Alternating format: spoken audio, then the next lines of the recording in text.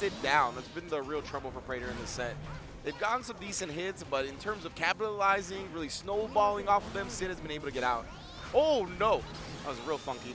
Absolutely, but again, we have so much meter here at 100 tension. Tries to steal the turn with the spiral arrow, but Sid was ready for it here. And Preyter had 100 tension like you mentioned, right? Oh, we wake it up with the super. Okay, that's going to put the life pretty even. Wild Assault on the way in. And we woke up with BRC. That's interesting. But hey, it's all right. We're going to be able to close out the round here. I think in that scenario, you probably just throw out the wake up super, right? You have 100 meter. Yeah, if they're going to go for the Wild Assault, you can just RC it on block or on hit. Agreed. We've seen Preyter with 100% tension multiple times now. We haven't seen the super RC once. That's definitely a powerful tool to just throw out there. You get a huge reward if it ends up hitting. Again, hitting with that 2S. Ending the turn there with a roundhouse kick, but what a 6P right at the tip. A little spiral dog for you. The dolphin. Going to the rafters, brother, looking for Sting. Put him down, 100, 50% tension. Sid just needs one more hit. The wall break will do it, but the burst is back. However, Preyter interrupts. All right, just super jumping on out. He's super jumping, take it to the sky, the rafters. Once again. I wonder if Preyter let that rock, if it would actually beat the mud. Maybe close, I think. Either way, slide on in, as you pointed out before. Seems like Sid's really going for that towards the round enders as well, right? It's a really good round ender. Absolutely, especially when Giovanna's being very aggressive, right? She's going to be dashing at you, and even if she cancels into like a 5K or a 6P, it's going to slide right underneath. That noise. And just going with the empty low. Preyter choosing a burst here at the anchor trade. You're lucky it just didn't beat it outright, to be honest. Yep, and through the glass like Shane McMahon here. No knockdown, though. The real glass. Totsugeki once again. You getting hunted down, brother. Yeah, set point now for Sid. Preyter just has not been able to deal with these Dolphins at neutral at all. We need to counter poke them, throw out 6Ps preemptively if we're at a distance there. There's a nice 6P right up close. Yeah, looking like it. Spiral Arrow continue the pressure.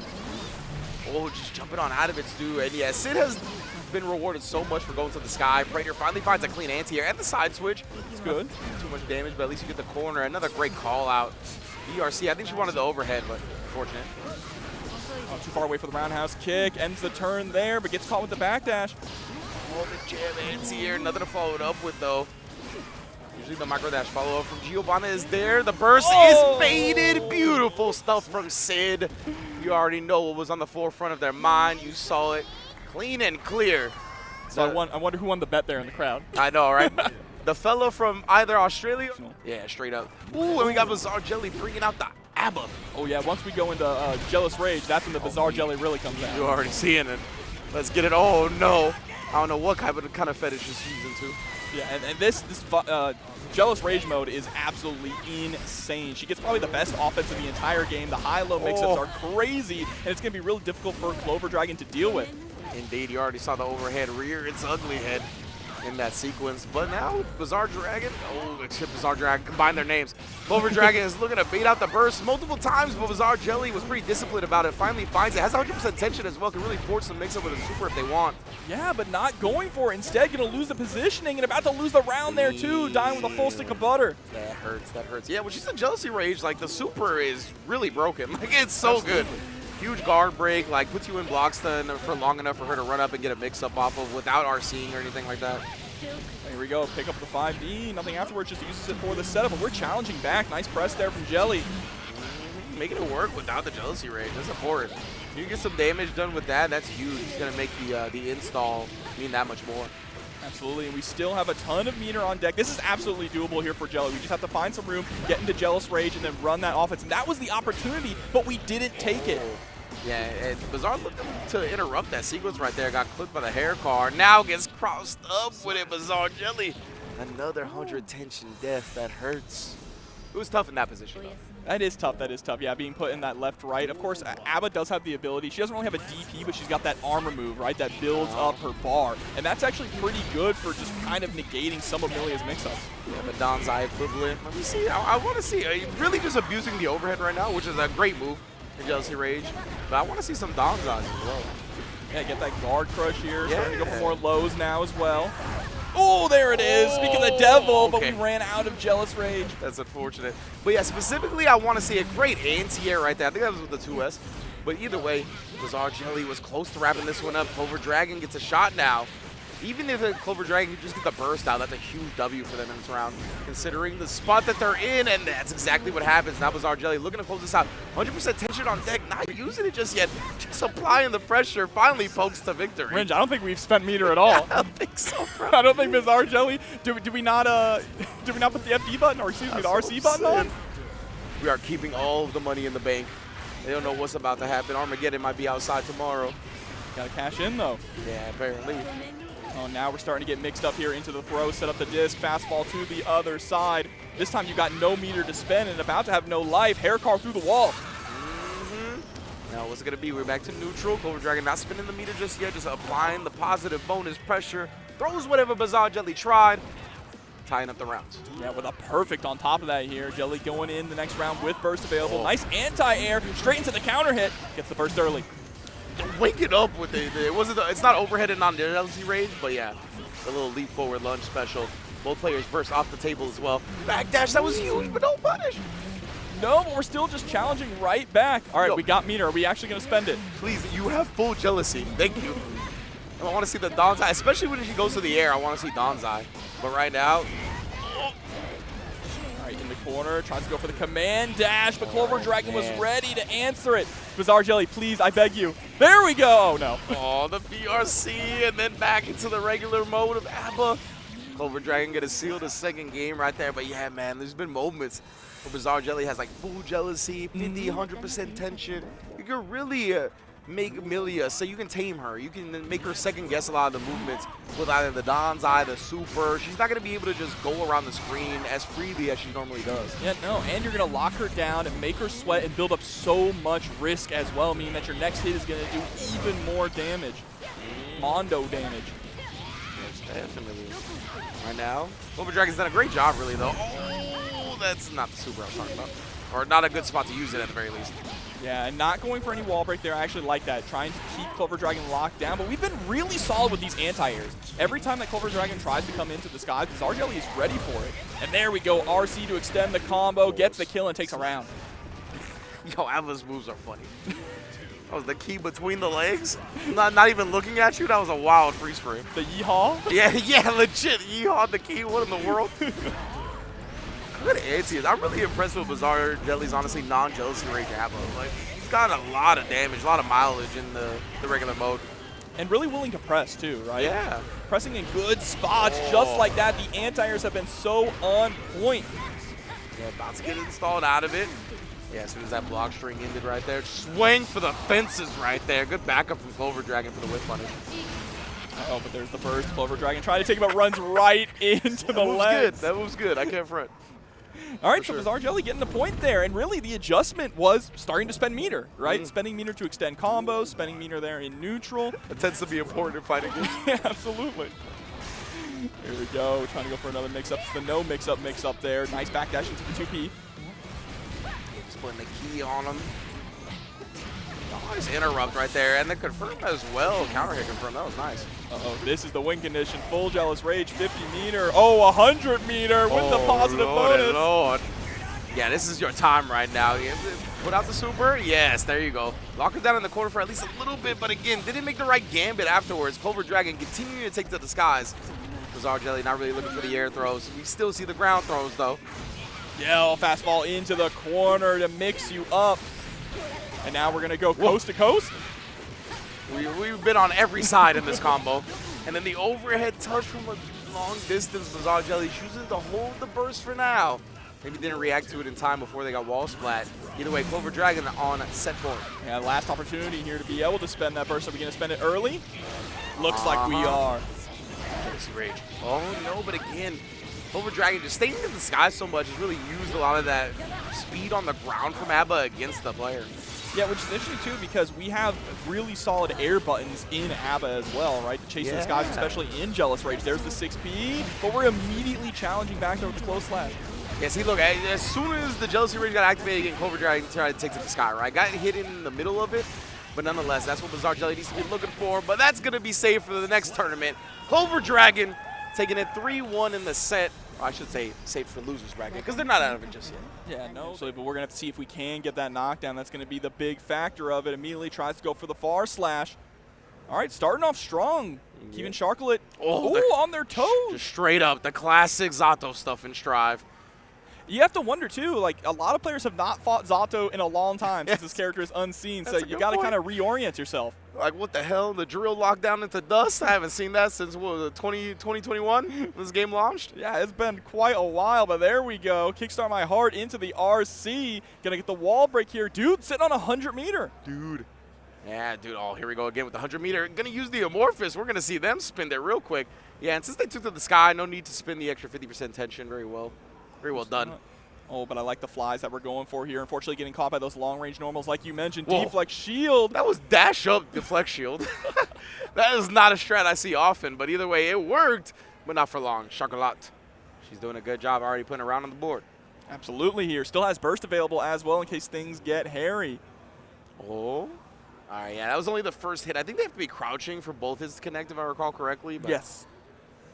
And now already out of Eddie gauge. I mean, that's one of the big things about Zato is how long it takes Eddie to come back in this version. You really have to be proficient at unsummoning. Yeah, it hurts, brother. Gone are the days of command grab taking the time up for Eddie to refill completely. Oh, but look at this pressure. Eddie's gone now. What's our no Eddie pressure look like? I like the JD. Yeah, that was really cool. Put the extra block stun on them from blocking it in the air. But here we go. Starship flying right on out to swap sides. Do we go for the wall break? We absolutely do. 6H to break it. Yeah, no player has 50% tension yet, but Charcolotte goes with the long distance normal. That's what we talked about. Bridget, range queen in this bitch. I love that she has such solid range and the ability to just mix you up as good as a character like Milia can, right? Yeah. In certain matchups, like you mentioned with those long-range normals, she will just play a zoner game, almost like she's Axel, just sitting back with the 5H and the 5S. Yeah, I think it's so good, too, like, especially against Eddie. Like, the fact that she can kind of snipe Eddie from long distances like that, but there you go, dude. Having the good reads on when Charcolotte's going to jump. We saw the jump D in the last round. Now we see the air throw here. All right, again, trying to snipe out with that 5H. Gets to the other side, though. There's the burst from Dude, pushing her into the corner. Oh, and then just waiting for the burst. Good awareness from Dude, but yeah, I was going to say, that's not going to combo. Either way, puts the Zato pressure on her. Yep, got to watch out for any mix-up. Ooh! All right, didn't get the micro dash for the command grab, but, you know, that acts as a little bit of a setup, right? You see the whip command throw, you're like, it's my time, and you forget that oppose is going to pop. All right, dashing right on in for the close slash. Ooh, guard crush to set up. Nice jump out there, though, from Dude. Melee trying to set up Eddie himself. Oh, no one summon right there. It's been so much meter so quickly with all the cancels. Now we all the way into the corner. RC just goes with the mid right there into the command grab. Rock the baby. Tries to go for it one more time, but was a little too early on it. Whoa, the frog just turned around. Yeah, if you cancel, like, at that point, the frog will turn around. That's definitely some cool stuff right there. You can tell Dude's been playing Zato for a long time. Gotta be at this point. Nobody picks up this character nowadays. I mean, doing a really good job with the lockdown. I want to see more of those 5Ds. I don't think Charcolotte has blocked a single 5D yet in the corner. Oh yeah, Charcolotte. You can tell now she's trying to keep herself on the ground. Doesn't want to get hit by the air throw or the jump D. Able to push out of the corner here, too. There's the YRC. Like that a lot. You have little Eddie ready to go. There's the 5D again, but no meter to follow up. That was a really good challenge by Charcolotte. She traded with the Eddie and got it off the table. Ooh, the air throw on the air dash. The Roger, the Azuna drop with a teddy bear. And then going for as much corner carry as we can possibly get here. Spending our resources. Son. I was like, when is this combo going to end? Going to end when we get the hard knockdown, and then we get the counter hit on the safe jump. Charcolotte taking game number 1. Man, that was actually a pretty long game number 1 for Strive, right? Zato was so good at slowing down the pace of the match. 100%. I was going to say the same thing. I was like, we're still in game 1? I thought that was the second game for sure. Oh, we do have 2-0. On the little thing. I don't know, actually. Oh, do we? I can't remember. Did we get mixed up? I don't know. Because they said 2-0 on the rematch. But I still don't remember if that was the first or second game. But yeah, Charcolotte is in the lead at the very least, whether it be 1-0 or 2-0. Charcolotte has controlled the set so far on the Bridget. Here we go, but we're trying to poke out that should be dash up gold burst. Okay, just sending it. Oh, nice job following through with the yo-yos. Actually chased down the air. And the wild assault to continue the pressure. My goodness, Zato being bleeding too. Yeah, that was because the counter hit of the Wild Assault, such a strong starter. Now we're in the skies, though, with the Amorphous coming through. Don't got to worry about spending meter again. I like setting up a pose to kind of eat the yo-yo, but still getting caught. Yeah, you lost, but that oppose in response to the yo-yo, as you identified, was really good. Because he immediately canceled after. Like, he knew, or they knew that the yo-yo was coming, and to keep Eddie alive, they had to go to oppose and to immediate cancel. That was really good. Well, the Charcolotte is making some really good adjustments here, too. You saw the snipe on the JD, but JD swinging right back again. Yeah, dude, they ain't afraid to let these JDs fly, that's for sure. Nice, good Eddie control right there again. Sending the super down. Right into the applause. Out of little Eddie again, but we get the throw. The regular throw. Oh, no, it looked like that 2K was a little early. I like the dash down 2K attempt, especially because Charcolotte tried to take to the sky, but whiffed entirely. Again, throwing out the oppose. Obviously, that one wasn't a hitbox, but it's still a really smart idea. You're getting Eddie out there. Oppose is incredibly strong, but right now you got to watch out for your life. Oh, and then interrupted right there. Coming down. Made Zato block into the command grab. Charcolotte. Again, making great use of that command grab. Not abusing it too much, just sprinkling it in here and there, and that's when it's going to be its most effective. Absolutely. It's a really slow command grab. You can actually throw it on reaction, right? Which is kind of scary, but Charcolotte doing a really good job, like you said, mixing up, and it looks like that's it. Yeah, so it was 2-0 from what we saw before. We just forgot. So now it's 3-0. Yeah, it's 3-0 Charcolotte, yeah. Paradigm, that would be so cool. Dr. Paradigm would be really cool. What? Whoa! Fencing? What is happening? Fencing. All right, here we go. Heaven or hell? Heaven or hell. Let's fight. Who do you got? Oh, who are we gonna get? You got tagged, brother. That's what happens when you don't got little Eddie to back you up. I was gonna say you can't summon little Eddie to do anything here. Round two. You can't oppose now. What we doing? Oh, the advantage. Oh, he caught him. Okay, final game, final round. He tried to get overzealous. He was too thirsty for the kill. That was good counterplay. Round start. Hire us for the fencing Olympics. You see King Jobber. Wiggling the sword to make sure that they can't see where you're going to go, right? On the left, we're just a little too stiff. We're not being unpredictable enough. Okay. You get what? Nobody got hit right there. There was a lot of overzealous play. Oh, was that a double take? I feel like it was. Double KO? One more. It was. All right, let's go. Whoa, what was that? Bro, he's hitting the spin, the Ash of War. He was going to do the limit break? What was that? Oh, limit breaks on both sides, stabbing each other yet again. Is that another double? How many double KOs can we get? All right, we'll call it a draw. Oh, no. Are they going to go one more time? Hold on. Yeah, they're loosening it up. They're catching their breath. You know us gamers, not in the best shape. We need a definitive winner here. Indeed. All right. Somebody call Snoop Dogg. We need him on commentary with us. I like this action here. We're trying to swipe away. Oh, got him. I give it to Zato pressure, man. The GGs, the handshakes. So calm, being calm like that, right? You knew you were going to see Guilty Gear Strive here at CEO, but did you think you were going to see fencing?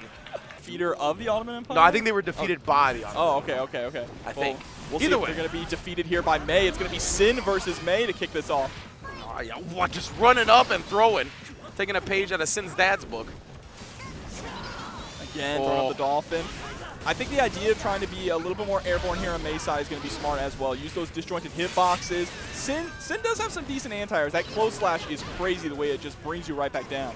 Yeah, we see he has some beyond decent corner carry. That was a wild combo to get this wall break. Oh, no. No burst. You're dead.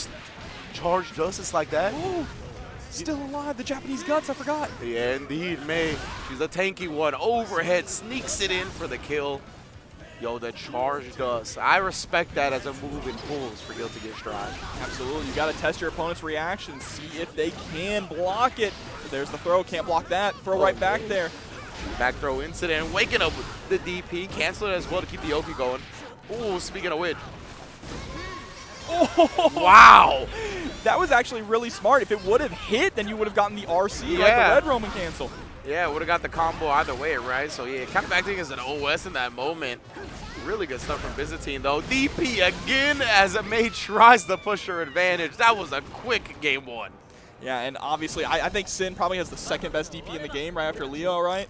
The ability there to follow it up, the double hits, it's just so strong. See how quick Byzantine really prepared to be pressing with Sin. Just as I say that, though, the FD gets thrown. Great job identifying that from Adyune. We are going to have such a hard time pronouncing this. Yeah, BUNK. Going with BUNK, I'm sorry. BUNK Adyune. Adyune. Sounds French. Yeah, we do. Where's Damascus? Oh, and then the dolphin hop off. Oh no, my lord. This man got hit in the family jewels by that anchor. He did the splits. Oh my goodness. Not the Super Android 13 on Goku. Yeah, legit. Oh my. The lineage stops with Sin after that one. Tell you what, there's going to be no more Kisuke's. And now we're starting to approach a little bit more cautiously there. Finds the room for the Sun Dipper. Fully charged 5D isn't going to hit this time. Fool me once, right? Yeah, exactly. Good stuff from BUNK. Being able to adjust. Comboing into the DP that time. Get some breathing room. And I like the cautious approach here. You have those really long-range normals to poke out May. Use them to your advantage to get in. Just swanging. Like a Paul Wall record right now. Swanging. Ooh, I like that too. Just that space putting up the wall. So BUNK can't approach for free. Byzantine. They know they're playing a really good character. I can tell by the way they're playing. Not being too overly aggressive here. Recognize that that didn't work. But now there's the hard knockdown. Half your health gone.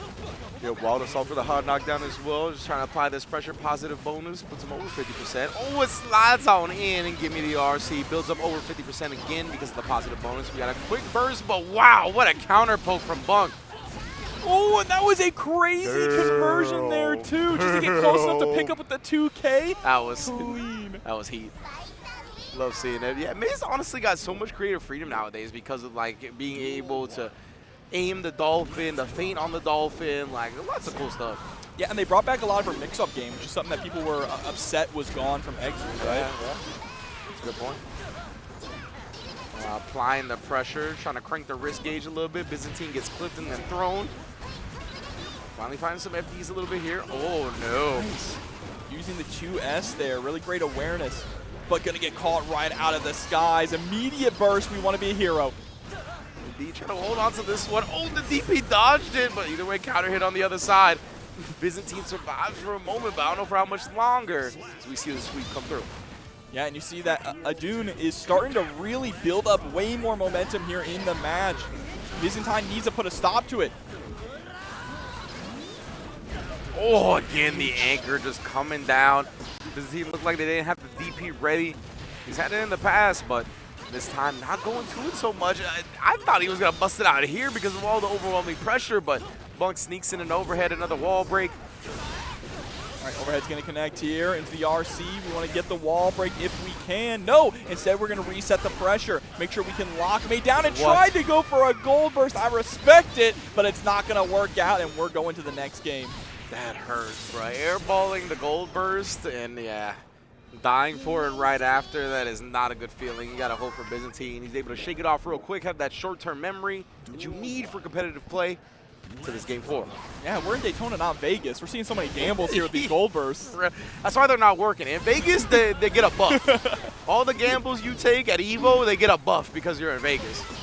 There we go, slide right on in. 2D again, getting caught in the mix-up. No follow-up afterwards. It just stuffs the DP in the air. Oh my god. Making them pay right now.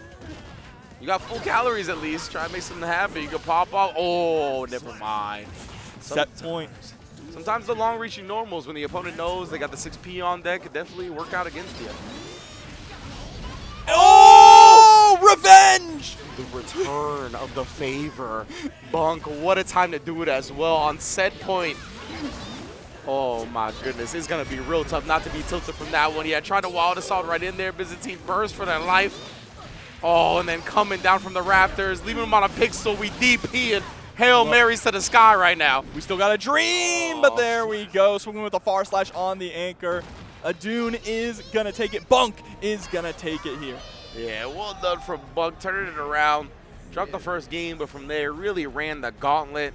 I like that they did that with Slayer though, because like with a backdash button in this game, if they kept the backdash how it was in previous games, this character was going to be absurd. Absolutely, but you know, we're not worried about backdashing or blocking for that matter. We are going in and pressing buttons. There's the Master's Hammer right into the bite. Time for Universe. Oh my lord and lord, yeah, I cashed out the Universe immediately for the kill. Look at Nintender. And this is what you want to do, right? When you're playing Slayer, still a relatively new character, you just want to overwhelm the opponent, not give them any chance to even figure out what's going on. Absolutely not, but now you're on the defense. Let's see, can you take the heat? I love that they kept his block animation too, like the hands going all kinds of crazy. And as the risk builds up, he starts using both hands. Oh, really? Yeah. That's super sick. The bat stomp as well, super good counter hit there. Oh no, the dandy step. A little bit funky on that one. Smoochie Wallace able to make the most of the scramble. All right, so I mean, both really swingy rounds there. It felt like who got the first hit was the one that closed it out. Smoochie Wallace getting the first hit this time. Yeah, a little two-step with the spin and a backdash, catching Nintendo reaching. Trying 2H, but I like that we're starting to throw in some air dashes here, recognizing that Nintendo likes that 2H a lot. Yeah, that bad stomp. It's a really good move. I don't blame him. Wallace off for the hard knockdown. Positive bonus at my back as well, so you know the pressure is coming. Nintendo gets counter hit. Trying to poke out of the safe jump. I don't know what's going on. You dead. Yeah, didn't even need the super there. 5D was enough. There's a perfect. And again, the curse continuing here in this set. Whoever gets the first hit seems to close out the round. We'll have to see if that's going to continue into game number 2 here. Smoochie Wallace up 1. Master's Hammer hits. Yeah, from the other side. It's got a lot of momentum as well, right? So you can do some tricky stuff with it. Hitting on the opposite side you expect it to. Oh, trying to backdash and then Danny step back. Still got clipped by the range on Aigis. Oh, but the backdash is going to get tossed as well. Okay. That was clean, yeah. And use the S follow-up as well for the backdash. Unfortunately, it's negative on hit, so if you don't have meter, it's really difficult to actually follow up. Master's Hammer, what a backdash into the Mappa. Into the wall break, too. Very clean. Another pile bunker. Back to back with it. Oh, got caught reaching.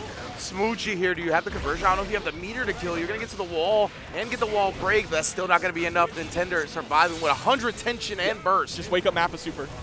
Oh, but we just go for 2H. Okay. Okay, that's fair, too. Fair, yeah, exactly. Good move. Smoochie Wallace hasn't been looking at spins. I was just going to say. We saw a round start spin earlier from in response to the 2H. I was not going to be surprised if they didn't get there. Oh, but catching the backdash with the close slash. That's crazy, pushing all the way out of the corner. And look at this, the dandy step, K-dandy step going for the double dash. What in the world? The trade into the counter hit right here. Nintendo is thriving on the chaos. Oh, he caught from the slowdown. That was wild. Seeing that slow down like that. Mappa. What? He tried to go to the other side and then do Kara bite. That was kind of nasty. That was kind of nasty. It didn't connect, but what a move. Visually, just very hard to follow. Yeah, it feels like it doesn't matter how fast you RC it, you're going to end up on the other side. Yeah, I was like, whoa. Oh, trying to go for the anti-air 5P, not going to work. Spends the burst instead to try and take control. There's the, it's late. Overhead follow-up from the dandy step. Let's see here, bad stop. Oh, just jumps out of that. Not going to be bullied in the corner. And that's smart. That's one of the ways to kind of deal with Slayer's dandy step pressure, right? Is to just attempt to jump out of it. Because if you do are forced to block, it's late. You're just coming right back down to the ground, and you know it's better than getting hit by Master's Hammer. Yeah, absolutely. Definitely a great risk-reward management right there from Smoochie. Using the pixel, but Nintendo gets the back throw incident here. We're almost close to 100 tension. He gets the blood-sucking universe as well for the extra damage. Spins some meter though, so he's a little bit further away. Has the positive bonus. Oh, and we actually, so we went for the J, it looked like the JK there to try and just bait out the reversal super from Smoochie Wallace. We didn't want to hit the parry. Yeah. Now back against the wall yet again here. Pokes out, but Smoochie Wallace with the offensive burst.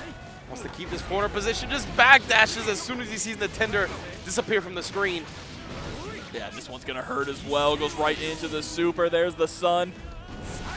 And through the wall. Slayer does have really high defense, though. So you see that super didn't do a whole lot of damage, but we did it for the hard knockdown. Oh, the Mappa looked like just gets completely stuffed. Oh, Mappa again into the RC, swap to the other side. Okay, we swapped the sides again. I don't know if that was intentional. Blood-sucking universe. Oh, tried to chase down, wanted a big reward, but Smoochie protecting his life.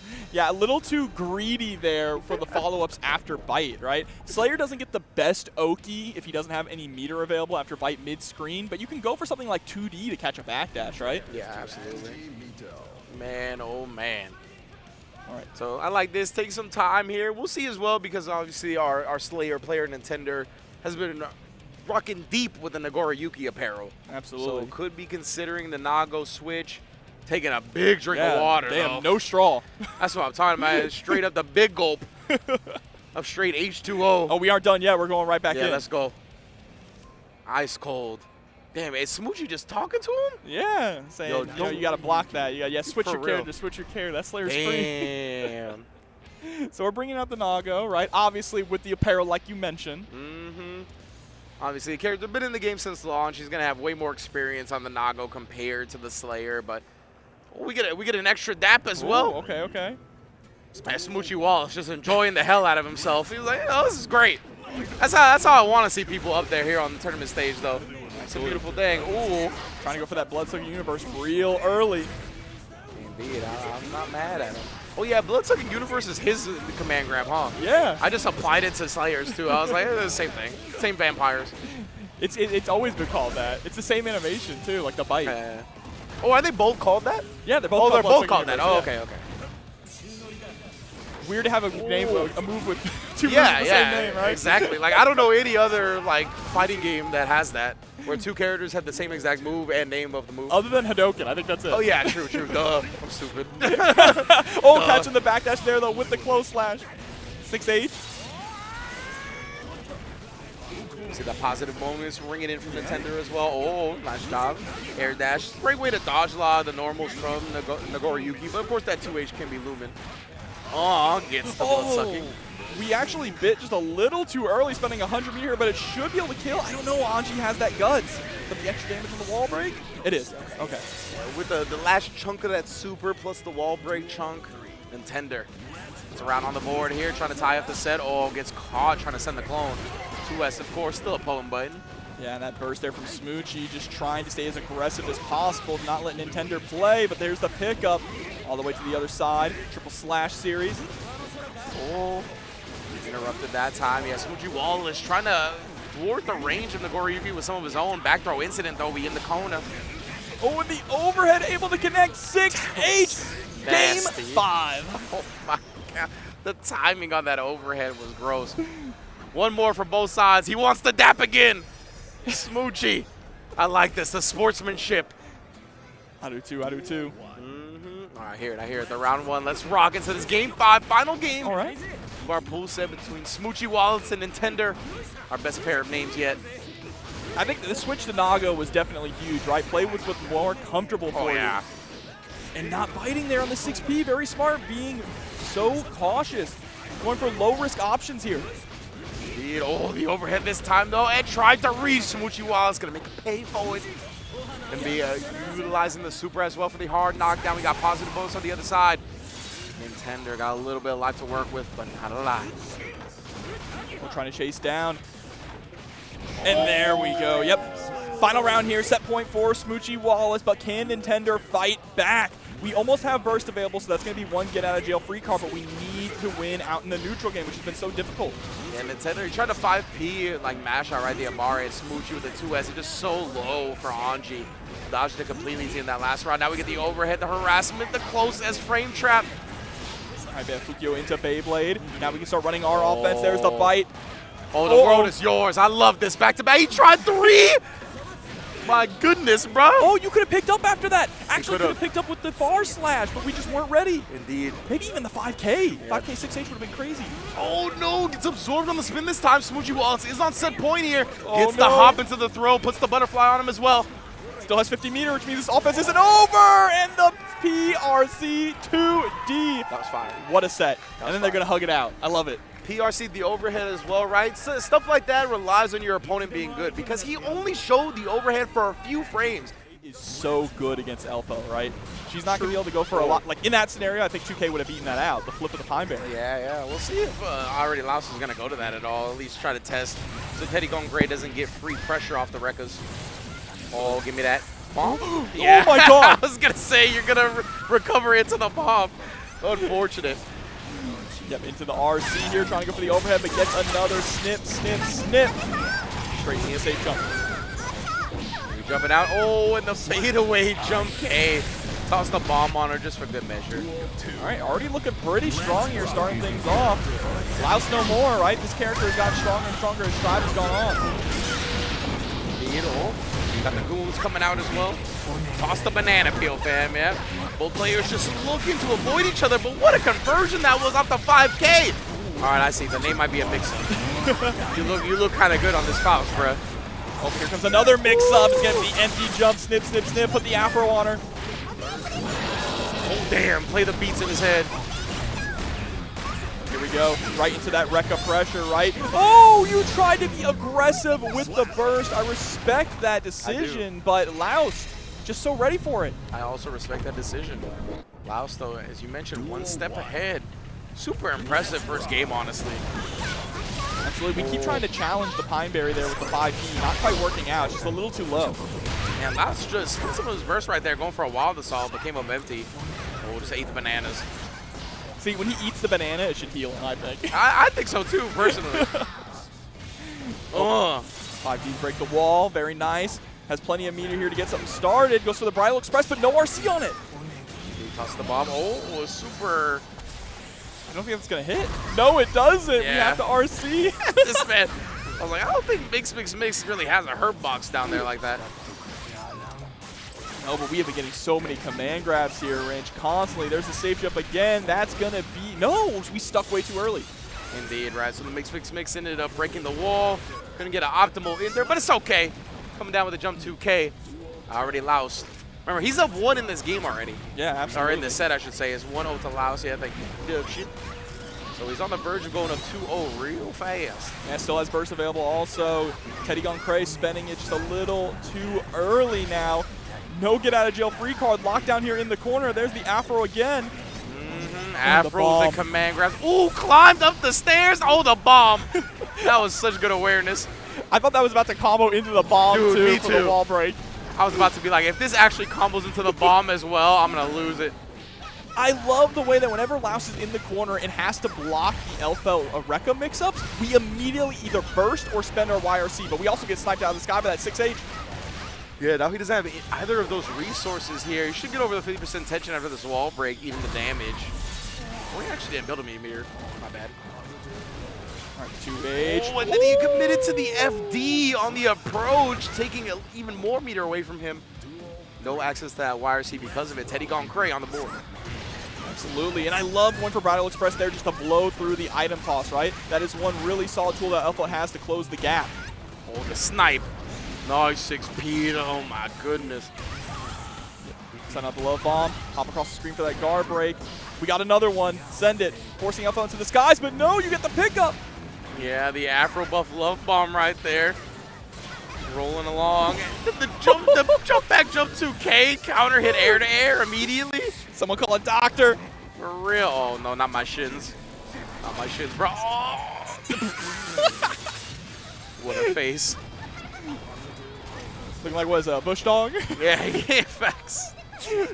The beady anime eyes. Usually you see the big soft anime eyes. Those are the beady small anime eyes. But I already loused one game away from winning here. The name was a mix-up. It is, bro. You can tell.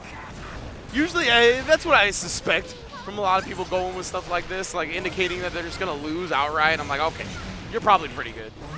Yeah, probably about to win 3-0 unless TenTeddyGoneKray can get something started here. Got tripped up by the 100-ton weight. Yeah, immediately putting the Afro on as well, and I believe that was the cross-up.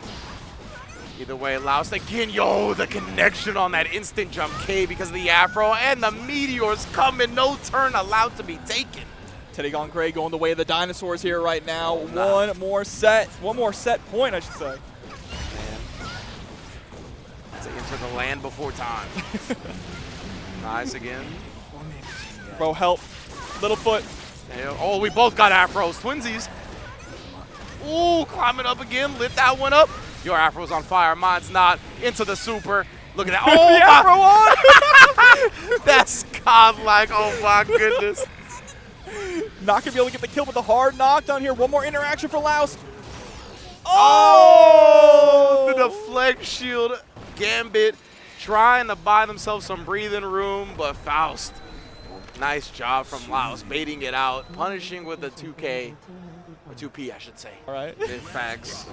Here we go, 5K around start. That's a really solid starter for Slayer, right? It reaches so far, comes out incredibly fast, but right now the Bob getting the first blood.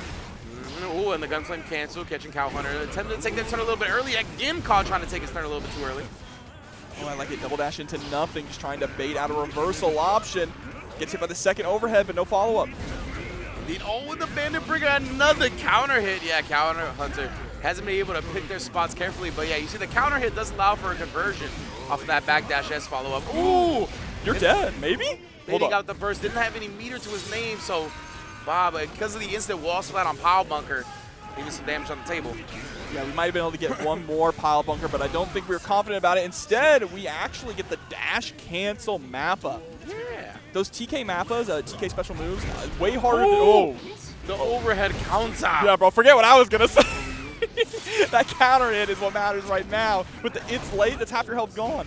Sometimes hits just interrupt us on commentary, right? They Like do. we're trying to make a point and then some crazy, significant hit happens and it's just no more. Bow! Straight through. I can't believe he lived. Yeah, it's what we didn't get the double hit, the clean hit there. It's too close. Okay. Oh my god, but we just... We just went for the Pile Bunker, we sent it, which makes sense, right? If they block the Pile Bunker, you get the fast RC into a guaranteed 50-50 with Dandy Step. Yeah, might as well. I like that from Cowhunter. Really, once he got his bearings going. Oh, what a way to dodge the bad stop. Bandit Bringer on round star. Again, the backdash into the S. Oh yeah, that's what we talked about before. The Dandy Step forward can go through the opponent, and then the Master's Hammer. Master's Hammer. Uh-oh, here we go, behind the back. Straight into super. No. Oh, damn. I want to see the 100 tension super, but I do too. There's so many reasons to use tension in this game that you're not going to see it often. Not unless you get that wall break to the positive bonus, right? Yeah, true. RC again. Oh, to the other side. Caught the bomb. Yeah, and Gunflame is going to be really good. Anytime that you burst against Slayer with Soul, you want to throw out Gunflame just to prevent him from not Pile Bunker, excuse me, from Mappa hunching right back in on you.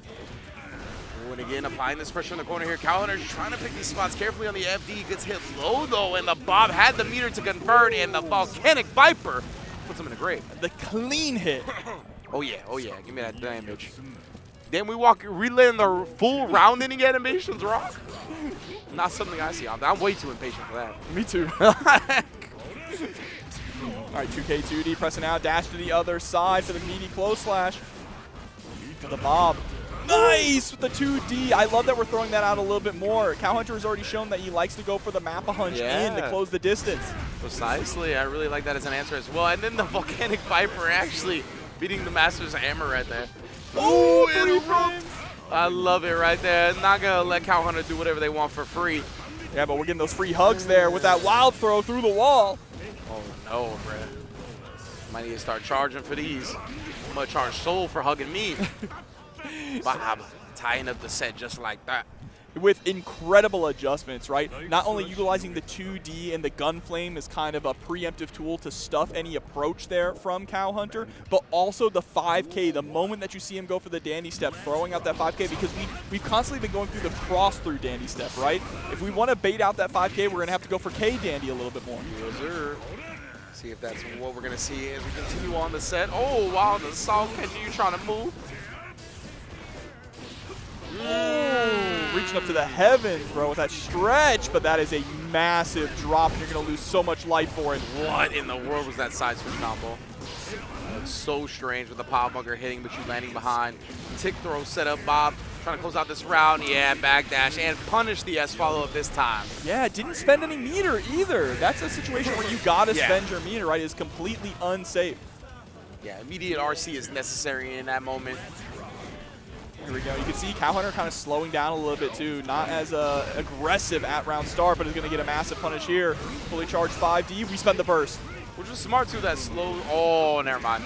that slowdown at the round start was good though, because Bob tried the 2D and the Mappa hunch was just after it. While before, if he maintained that aggression, it probably would have got counter hit. Yeah, absolutely. Oh, the 5K again with the dash cancel out of the corner, but that's fine. We get to run some offense is what I would say, but we got the hand of doom. I love the way Souls believe in that 5K, bro. Like, I'm gonna recover in time from my previous whip move to do the 5K, I promise. 100 meter here, though, on the Bob side. We just need one touch. What are we gonna say? We're gonna see a Night Raid for the first time. Oh, the mix-up there! Yeah, with the Bandit Revolver, but we were able to survive it, and then trying to go for the Hail Mary DP when you got 50 meter. Oh. And that's one of those moves that you cannot RC on a whiff like that. So, you know, unfortunate for the Bob, but Still very close set so far. Oh. Damn, baits out the DP again. Drops the combo, though. Yeah, these DPs are not working out.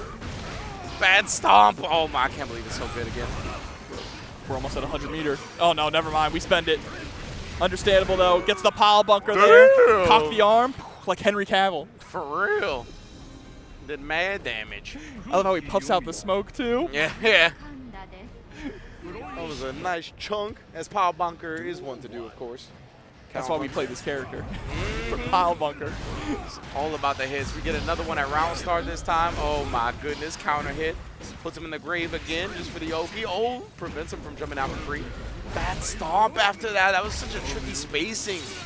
Looked like the second hit whiff, or maybe he canceled it. Oh, and trying to bait out the DP again, just sending the pile bunker for a perfect. This is bully stuff, bully style. To the other side, into bite. That's conditioning. Oh no, brother! Oh, this is gonna hurt. 2D, OTG, same side this time. We are getting mixed up here. What are we gonna do with it? Oh no, we punished that time on the 5K. We got 100% tension from Cowhunter. He just immediately RCs into the bite. RC once again to finish the set with another perfect 3-1. They love their Walooiji trading card games too. Yeah, that's facts. And NateKyngCole. NateKyngCole? We're gonna say King. I'm sorry. And he didn't even play Kai. That's crazy. Come on, bro. False advertising here, but right now just trying to survive this storm. Mixed. Gets caught by the explosion. Bridget don't care though. I respect it. Ooh, interesting trade there, but gets the mortal counter on the 5H. Try to use the rocks to bring her close. Windshield Viper RC. You know how it go. Rocks. Dwayne Johnson, well represented. All right, careful now. You're about to be stuck between a rock and a hard place. Oh boy. Oh, but we just roll right on in with the scooter. Kickstart my heart. Got the kickstart this mix-up too. Yeah. Great defense though from Walooiji. Yeah, you saw the instant block right there. He reacted to what was happening and blocked it at the last frame possible. Well done from Walooiji. Oh my God! He just spit the hat out. Excuse me? Hold up. Ram? Let's cut that out of the vlog. That was a little too freaky. You need to stay your ass inside for that one, Ram. I mean, you know her jacket's a mouth. Yeah, all right, you know what? Back to the match, right? Back to the match. Back to the matter at hand here, which is that we are getting blown up in the corner. Here comes Mortabato. Hard knockdowns is prime stuff for Walooiji at this point. Little tick throw setup. Knew that they were going to build the RC as well because of the positive bonus, so just in case the throw didn't get the job done, there was damage to follow.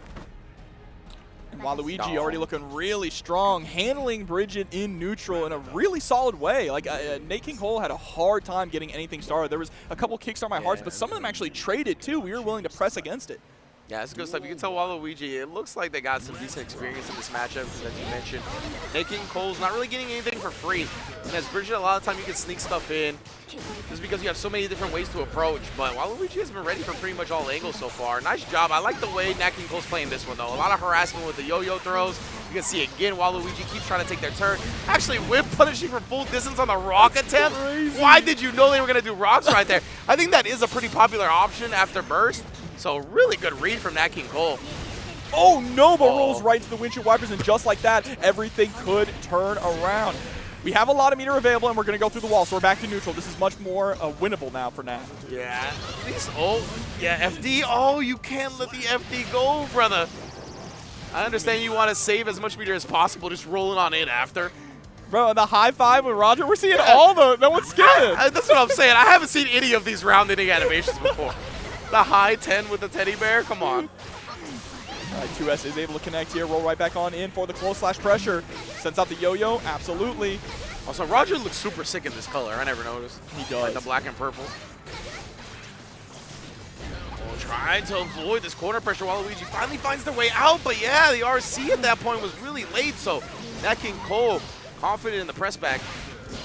Yeah, but again, all these trades, Walooiji has constantly been trading with NateKyngCole there, air to air. And now having a hard time escaping from this pressure. We're just trying to jump out there, create a little bit of space, and gets clipped by the 5H. Yeah, beat Walooiji to the punch literally right there. Both players pressing their big normals, but Nate coming out on top. Yeah, time things up 1-1 in a big way here. I love that they kept the Bridget face. She gets the face just a little bit that she has from plus R in the windscreen. Yeah. They know. Yeah, there's a lot of little cool little subtle details and nuances. Callbacks, if you will. Oh, the instant block, that made that very awkward. Yeah, I don't think we were expecting that at all. Yeah. Well, we're expecting this mix-up here. Goes to the low after the double rolling attack.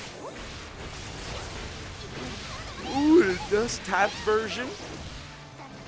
Open up the pressure. Dust as well for the wall break. This is a great start for Nate. And then there's 2S on the ground. Roger confirmed. Send it with the go. Just for the style points, bro. Yeah, I know we got the go freeze frame. Let them know the green light is up. Next round right on in. And Walooiji started off so strong in game number 1, but really everything we built is starting to fall apart a little bit here. NateKyngCole has been adapting incredibly well. There's a nice escape from the corner, immediately taking charge. Yeah, I felt like in the first game, Nate was really trying to get their seed lays going, figuring out what ranges Walooiji was going to try to play at. And now Nate's done a good job kind of harassing from further away exactly like that. You saw the windshield wiper startup get clipped by the yo-yo. It's been a lot of what's happened after game 1. Yeah, but now things can turn around just like that, right? Evening the playing field in life, able to get the 2S. Burst from the Mortavato, that's fine. That's fine, we'll take that, but we don't want to take those swords.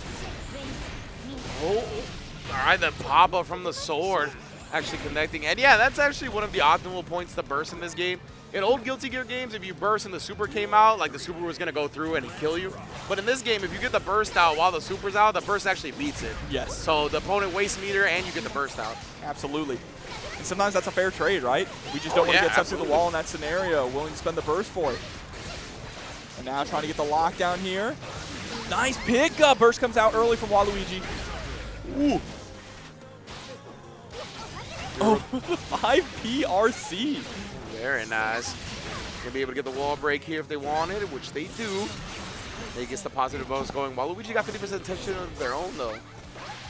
Let's see how we're going to spend it, though. Yeah, both players, again, like they know they have such long-range options, right? So nobody's trying to be overzealous or overextend. Walooiji gets the throw and the wild assault to really start this pressure up. Rocks to keep you close with the plus frames. Jumps out of the second one, but lands on some swords anyway. Yeah, problem there was we didn't get the forward jump, right? Just a neutral jump, and wow, that is an insane amount of a red on the screen. Oh, yeah, just like that, Walooiji with a demanding lead. But just have to find that one touch, right? YRC comes out, no more meter here to save Walooiji. But oh, we didn't confirm there, we weren't ready, but it's not gonna matter. Catching the backdash with the far slash into the 5H. Yeah, I'm a little surprised Nate didn't try like DPRC in that instance, because Walooiji was really head down, like I'm gonna keep pressuring you until you stop me. So it looks like we're taking a bit of a breather here, thinking about it. Yeah, I like it. Go back to character select, reevaluate, even if you're gonna stick with Bridget. Yeah, because that last round was very suffocating, right? It was overwhelming. It was tough to kind of get some breathing room, have a moment to make a clear decision. It was just all like in your face. So I really respect going to the character select screen to kind of make that moment happen, whether the opponent likes it or not. Absolutely, and find the right music too, right? You know? You see the headphones That's in, looking at your phone, that's what that is. That's mad important. Uh-oh, and the color change? We're powering up. Ooh, I always like this too. I love that. When people change colors, then they immediately start playing better. Yeah. Like the color change, the costume change, anything like that, I'm a big fan of. Shouts to Blue Jacket MJ Johnny. Okay, yeah. One of those. And he was like, I can't be matching anymore. I'm tired of this purple on purple nonsense. We're not repping the same gang. Oh, but again here, Walooiji. Nice jab. All right, first comes on out. Now locked down in the corner, getting clipped. Interesting. I wonder what we're trying to do there where we're getting clipped multiple times by the low sword. Yeah. Moving up or what it may be. Walooiji, yeah, immediate RC on that one. Goes for the air chase. Has another RC at the ready. Set point. Just like that. Walooiji turning things around again here. We were just talking about how, they looked so strong in game number 1, but NateKyngCole was doing a good job adapting. That adaptation has happened right back. Oh, and again, and the rock follow-up. Some decent damage even for a 3-piece. And then caught, gonna be able to go into the super here as well, but instead we drop it. Trying to bait the burst, yeah. There it is that time. Oh, Azuna drop with the Roger. Oh my god, we got the just block, but we couldn't punish because the yo-yo came back. That was nuts. The yo-yo spoiling the party. saving NateKyngCole's life here, but the JS might be about to end it. What timing on that Adyune drop, honestly, to have the yo-yo come back like that. Oh, double beam dream, that's mad damage. Still alive, though. Just barely. Bridget got some goods. Pixel left, yeah, shutting down the burst, not even giving an option. Great awareness. And a great set, too. You know, Ringe, I feel like I say it every time I'm at a major and I watch some of these. Quan Chi. And Quan Chi was, oh my goodness. That was wild. Oh, but we're going right into it here, too. With the deep blue soul, putting TurtleAndBeyond into the corner. Help. We're turtling right now. Help. Not by our own choice, though. For real. The FD is looking good, honestly. But, I mean, they bought some space for a little while. TurtleAndBeyond once again getting suffocated, overwhelmed right here in the corner. Yeah. RC, oh my goodness, just stared into her soul for a second. But we get to run some offense now. We got 2 of the minions out, 5D's able to connect, no pickup afterwards. Oh, the Bandit Bringer managed to sneak right under it and then kicking the minion. Why does she treat her goons like this? That's cold-blooded, bro. It's all right, they're union. Damn. Oh, not able to get the pickup, though, after catching the backdash. Oh, again. Oh, the Gunflame actually nullified it and then jabbed that one. And the backdash 2S whip punish was sick. What's happening? Elysium Driver coming through is going to get blocked so far /5H to make sure that you can get the wall bounce. Really smart there, able to take the first round. That was really good clutch out, round-ending stuff from Skel0. And I like that we're willing to just kind of sit back and deal with the minion spam, right? Yeah. Until TurtleAndBeyond decides to move in, then we start brawling. Soul does have difficulty getting in on characters who have good keep-out tools. Ooh, baby, breathe the hell out of that minion. Oh, burst out, wants to keep this corner here. Actually mistimed that 4S a little bit. Patience here, yeah. Sending them all, I love that. That was great timing on that second minion to catch when he was going to take down the first one. Oh, and the 5D is going to hit. There we go with the wall splat. Wow, the Salt to get the knockdown. TurtleAndBeyond looking really good this round. Yeah, she's really bounced back effectively. However, Skel0 still not quietly going into the night just yet. Well, all we need is that one big counter hit, right? Got to be careful, though. Whiffing a lot of stuff, and there we go. Ronaldo Soccer getting caught in the dome. Skel0, it's been a little interesting in this close quarters minion situation because Turtle has been going for a lot of deflect, and Skel0, to be fair, has been kind of holstering the button up close. Great night raid to go under everything. But really smart to burst there, too, to make sure you don't get hit by the clean hit DP. Yeah. Saving yourself a ton of health and a ton of grief. Oh, the minion again, the night raid under the minion and the projectile. Picking his spot perfectly. Skel0. We're so willing to send that night raid with no meter to back it up. And wow, the clean hit DP OTG with the 5K. Seeing the pressure here. The FD again managing to make that 5H whiff. Trade knockdown though. Skel0 will take that, especially with the wild throw follow-up. Didn't get the kill, but it's okay. 2K does the job. Tap on the toes. That's game 1 down here. Skel0's favor. Good stuff. 1-0 already for the boy. Oh, no. You see that? The trade at the beginning. I was scared for Jacko there. Me too. The 5H came through for a soul. You never know what's going to happen when that comes out. Again, going for the vortex. He's getting a little too thirsty for it perhaps now. Now trying the Volcanic Viper. Didn't get punished for it though. Real quick recovery on the S version. Just into the regular RC. No fast RC here. Nice challenge back there from TurtleAndBeyond with the low. Get out, man. And we got so much meter here now. We can mask the minions up if we want to and really run some offense. Oh, jabbed it out again. Oh, give me my minion back. Send him down. That was a cool extension, honestly. The pressure going into the dust opened up. One more? Yeah. TurtleAndBeyond roaring back. She's put a setup on the board as well. Or not a set, but a round. Looking more like a snapping turtle now. Oh, that traded. Yeah, I was going to say that's going to allow a huge follow-up. Oh, no. Missed the Bandit Bringer at the end, but that's okay. We still have good positioning here. That button is potent, bruh. Oh, but the clean hit DP got messed up because TurtleAndBeyond got sent to the other side. Still 50 meter here. Yep, goes to the PRC. Nice pickup. Doesn't get a wall breaker, that's fine. You don't want it. You don't want to go back to neutral here against Skel0. Instead, keep him locked down in the corner, harassing with the minions. Okay. It's the hard knockdown at the very least, and takes the burst away. Skel0 can immediately do it if you want to feel like a hero. Now he's got it back. Night raid. Oh my goodness, still no meter to cancel it, and the minion on the ground clips him trying to do something. And now we have a set 1-1 here, tying things up. Scurry for both sides. Both of them backing up. So you can tell it was scary for both of them. Especially after the trade they got at Round Start last time. Don't blame it. They're like, eh. Ooh, nice spacing right there from Skel0 yet again. The backdash far S, perfectly timed to catch the button. Now the minions doing the heavy lifting. I like the movement from TurtleAndBeyond. Absolutely, just weaving in and out here, being very unpredictable, not just hiding behind the minions. Mechanic Viper RC again just to keep that pressure going, but a little bit hesitant. Looked like the rhythm got disturbed. Yeah, rhythm disturbed there too with that 2D, right? But we're just gonna get right back into it. Off the wall. Oh, okay. We just want to go for a reset there with the 2K. I like it. Yeah, wants the big Oki. Lives through the Fafnir though. Turtle's got another chance. The minion. Oh, jabbed. Oh, but not the second one. Hey, but with that 50 meter, you can go for a vortex here, basically for free. Harassing with a whole lot of the minions, and then checks. What is 6P? Another minion and just full screen has pretty much gotten this to an even life. Oh my God, you got an FD for your life, and there it is! The far slash. The backdash before it too to get out of range of the 2D. That was so smart. Skel0's had some really good backdashes. Really aware of the spacing that Jacko likes to abuse at.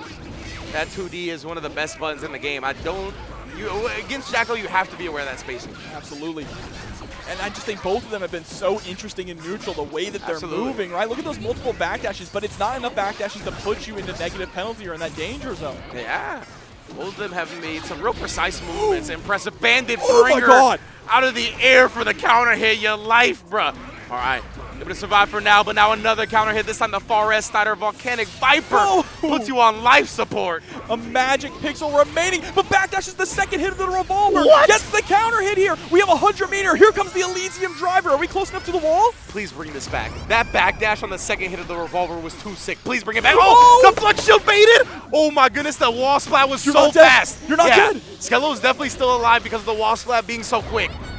Damage, oh my goodness, still so close. 100 tension on Skel0's side.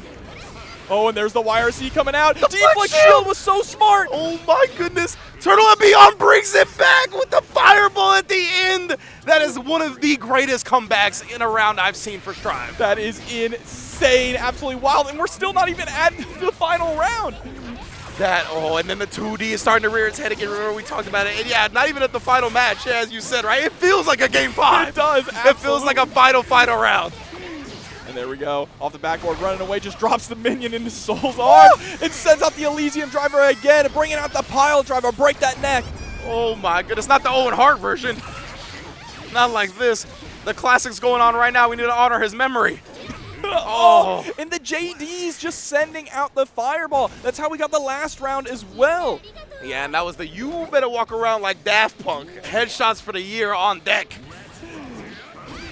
TurtleAndBeyond now has to ride this momentum, but Skel0 angry about the last way things went. Just going right on in, playing aggressive. I love when I see players when they bounce back from the next game and they're playing angry and you can tell. That's one of my favorite parts. But right now, Turtle immediately puts that business to a stop. We're back to a much more controlled neutral. Skel0's trying to force the issue again. Are you going to recover in time? Nope. Smoked another Elysium driver. Just a chunk, but we're challenging back with the 5K. This is just turning into a slugfest now. Swinging, trying to bait out the burst.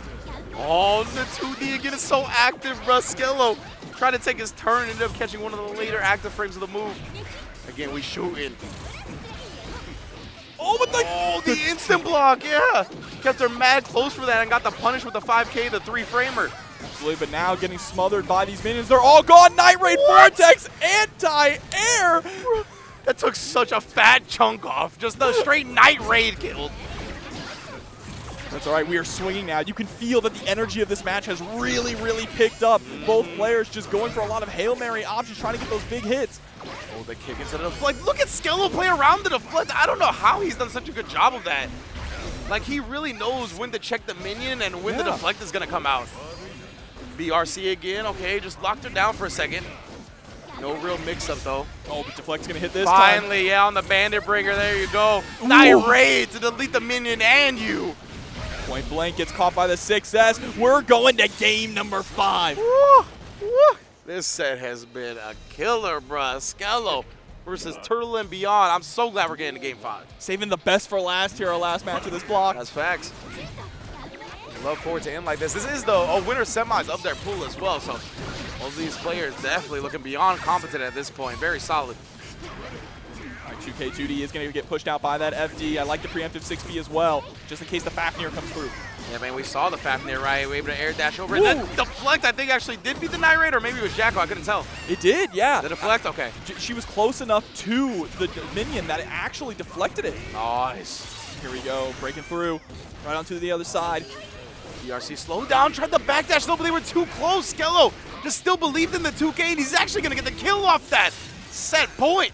Yeah, Burst is looking real healthy for both these players as well. Skel0 has an opportunity to use Wild Assault if we need it, but TurtleAndBeyond does have that get out of jail free card. There it is, Wild Assault right off the bat, gets the close slash counter hit. Yeah, and then, I mean, that's still guaranteed all that damage beforehand, right? Because the burst was locked out. Turtle built the burst and then immediately put it on the table, not wanting to surrender any more damage, but Skel0's finding more damage regardless. Yeah, if you get hit one more time, you might die. Indeed, here we go, Bandit Revolver going to sink down. Nice punish, though. Knew he was going to commit to the second option. Going the backdash. Yeah, going straight to the 2D to blow up that 5K. Oh, my goodness. Your health bar, bro. What's happening? That joint got melted. You got jumped in. You part of a new gang now. Take that blue off. There's a hard knockdown coming through. Big opportunity now for TurtleAndBeyond to take this all the way to final game, final round. There's the throw. No RC on it. Oh, is that a cross-up? I couldn't even tell, but it clips him. BRC to slow down the backdash and force a final round. What a set. This is crazy. Again, healthy burst still for both of these players. Oh, the backdash catches the breakdance, fighting to start. Wild Assault again is trying to force his will right now. Uh-oh, it's the RC. We're going to go for a clean hit DP if we can. No, still tons of damage there. Fafnir getting the wall break back to neutral. TurtleAndBeyond needs help. We've seen TurtleAndBeyond have an amazing comeback already in this set. They're going to need another one now, and it started with that minion, and the 2D actually caught the backdash from so far. BRC slowed down, though. What a disciplined timing on that burst, waiting just a millisecond longer. Yeah, because you saw Skel0 absolutely tried to bait it out with that dash. He wanted the bait 100%. 5D. Oh, this is on the verge of another comeback. I mean, we're pretty much life even at this point. Night Raid a little bit too short that time. Juggles with the minion as well into the Elysium driver. Gonna be real close. I think Soul's alive. Oh, yes, indeed. My God. Burst on the table. 50 tension on the table. The 2D. No shot! You just gotta kill at this point, and he does. Skel0 somehow, some way escapes with the victory. That diversity is so important. Like, it can be some trouble, and when you have a character like someone has all this damage, you're just like, man, I'm in for a world of hurt, aren't I? Yeah, but right off the rip, Ram getting the better of it here. Faker pushing to the corner. 2H does win the day, though. Looks for the teleport, but not able to find much. Back to neutral for both. I like this here. As we're playing that neutral game, you can see that Faker really wants to keep HolyTacos out, because otherwise you are getting hit here, and we already know it's going to be big damage. Insta wall break there from that pile bunker. Absolutely. And now, and I have one more guess. Go straight for the dash up. 2H counter hit. Gonna spin the burst. Gonna try and be a hero on this one. Honestly, it's Ram. It could happen to anybody. Like, as you can see, already in the corner. Now we're either going to get a burst for HolyTacos, or we're going to get a ton of damage on the side of Faker. Drops it to keep him in the corner, and look at the value they were able to get off that burst.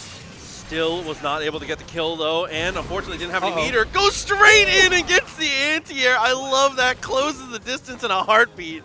My goodness gracious, saying that you cannot burst on me, especially when I'm playing a character as explosive as Slayer. HolyTacos is going to go up this first round. Use the rock, use the 6B as well. Using these very front-loaded normals to get the better of Slayer at just about every turn here in these neutral situations. Again, it happens. It seems like Faker has been in the driver's seat this entire time, but it's still Slayer. It can happen to anybody, and we've been seeing a lot of that pile bunker into the RC, just giving a lot of space with not too much risk. I mean, sorry. RC, the JD gets the hit. Okay, but just keeps in the corner. Not going to go for too much else on the juggle. Loses the turn. Still has burst, though. Oh, they wanted that burst so bad. Thought they were going to get it once again. We've been seeing a lot of burst bits on both sides. Really haven't seen it pay off too much, but Faker's going to tie up the round count. Keep things nice and even here. Yeah, I mean, that's a thing that a lot of people have talked about for a long time, is debating how hard do you bait when you're trying to go for the burst here. I feel like most of the time, unless it's like a point that's very, very obvious where they're going to optimally burst, you might as well just take your damage. Oh, yeah. I mean, and especially against a character like Slayer, you kind of want to be out anyway.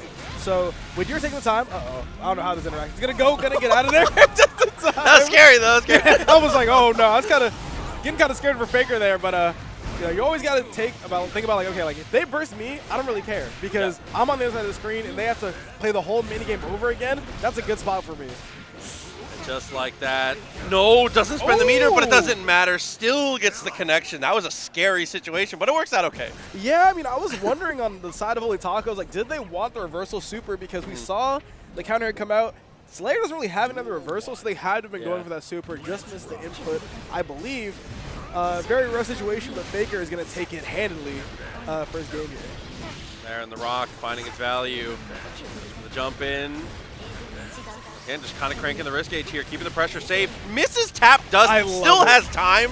I love it. It's the you see. What do you know about them whiff confirms, Proxy? What do you know about the? What do you know about the? You know what? I was gonna go for the charge dust. Let me just tap it, get the frame advantage back. Like, I don't know if that's the awareness play or if this man's just, if they just the go. Like, I don't even know what to say on that one. Oh, no hard knockdown though. Really good damage, but having to return to neutral, as you said, is tough. But here we go. Gets the hit and the burst. There comes the burst bait. Going to be plenty of frame advantage at the YRC. Oh, no, the tap does. Burst coming out, thinks that they can take it, but goes for the unsafe option, and Faker is going to take that round, going to pull even further in this set. Especially because your opponent already spent their burst, and you're cornering them off of that burst. I actually like the decision, even though it didn't pan out. But Faker, and big advantage right off the rip. No way to generate a hard knockdown, but it's not going to matter when you take 50%. Oh, man.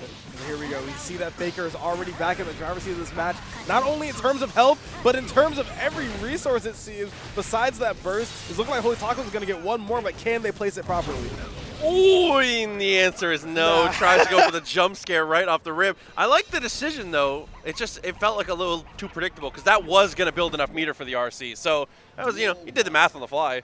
Yeah, it's like, I mean, it would have been the proper decision, but if you know that they only have that one way out, then you can counter it immediately. Yep. And good stuff for Faker there, just going to take advantage of that and put themselves in a very comfortable position in this set. A couple times in a row, Faker has misspaced that turn steal with the rock, but unfortunately, Tacos just hasn't had much to do with it. Into the corner, the drop combo, gets the RC, should be able to kill? No, not quite there. The Wild Assault damage is like, Wild Assault not quite going to be able to kill there.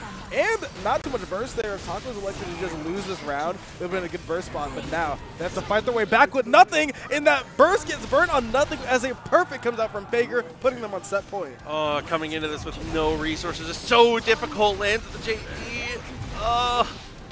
Oh my goodness. Look at this here. Now, we've seen this position time and time again. We see another mash out here from HolyTacos. We're going to only get one more chance to do anything here. Are they going to get it? Wild Assault's on the table for a conversion. Not even going to need it. Just going to go straight into the Calvados and take this set with a clean 3-0 victory. Yeah, Faker with a double perfect in the end there. Good stuff to be able to maintain. Bacman, you got a lot of those little pokes. You got to be really careful on every single interaction. We're going to see how they're going to get things started here against Techdaddy in this next round. Yeah, you saw right off the rip. You saw it immediately. Goes for the clone into the Fukio, closes the distance, and all of this is snowballing off that one interaction. Goes for the burst, though, and look at the blood. This is huge. Oh, it's already out. Are they going to get a punish in time? They don't quite get it. Going to use the burst now. Just try to accumulate some sort of damage there. Not quite be enough, though. He's going to get a look. He's going to put the mask back on. Nice block. Yeah, I mean, I really like that. Just using the air, making sure that there's no sort of options that you can pull there. Oh, no. But this bite could spell trouble here for Kaiser. And even if you block the first incoming for that one, but one more guess potentially here. Oh, -2, but nothing to contest there for Techdaddy. Goes for the spin raw and is just going to get thrown. Yeah. Oh, my goodness gracious. A little hasty there. Had a lot of FD left. I know it's uncomfortable to block there. Shizu right off the rip. I can't believe that they didn't believe. Tried to go for the throw there. Now, this is definitely the battle of kind of the lackluster defensive options. You see that neither of these characters has a meterless reversal, and a lot of their matches are pretty bad, all things considered. Yeah. So whoever is really able to get that first hit going is going to be taking the round. As you see here, Bacman is able to do whatever he wants because there's nothing that Noggle can really do to contest here. Oh, and just like that, after the throw, more than enough to kill. Like you said, the momentum just becomes a little bit too much. So we'll see a round start here. It was Shizu last time. It's going to be the same again, but nice backdash here from L. Oh, yeah. I mean, Shizu's just such a good rounded option against any other cast, especially against Bacman. The only option they really have is to go ahead and backdash. So you're automatically, for a little bit of blood, getting a bit of control over that neutral game.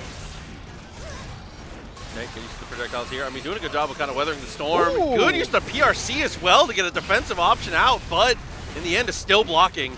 That was kind of cute. I really like that usage of the meter there. And we saw the Wild Assault coming out. It's going to result in no more burst capability for Techdaddy. Kaiser is going to get to run amok here over on our British brother. Oh, dude, a pixel of health left. Straight in with the white Wild Assault.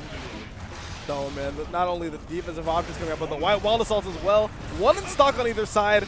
That could spell trouble, but good block out here from Kaiser. The 2H waits for no man, but the combo drop is going to allow for one more chance here. Catches the low, goes for the RC, and is able to pick it up afterwards. Very nice. Defense wins the day for Kaiser. Is able to take the first game there. Hey, honestly, Kaiser had some scary moments there, I can't lie. Yes. I mean, it's Naga Ryuki, you're always going to get those scary moments, but they were able to keep their composure in plays, especially against some of these options that Bacman can't contest too well.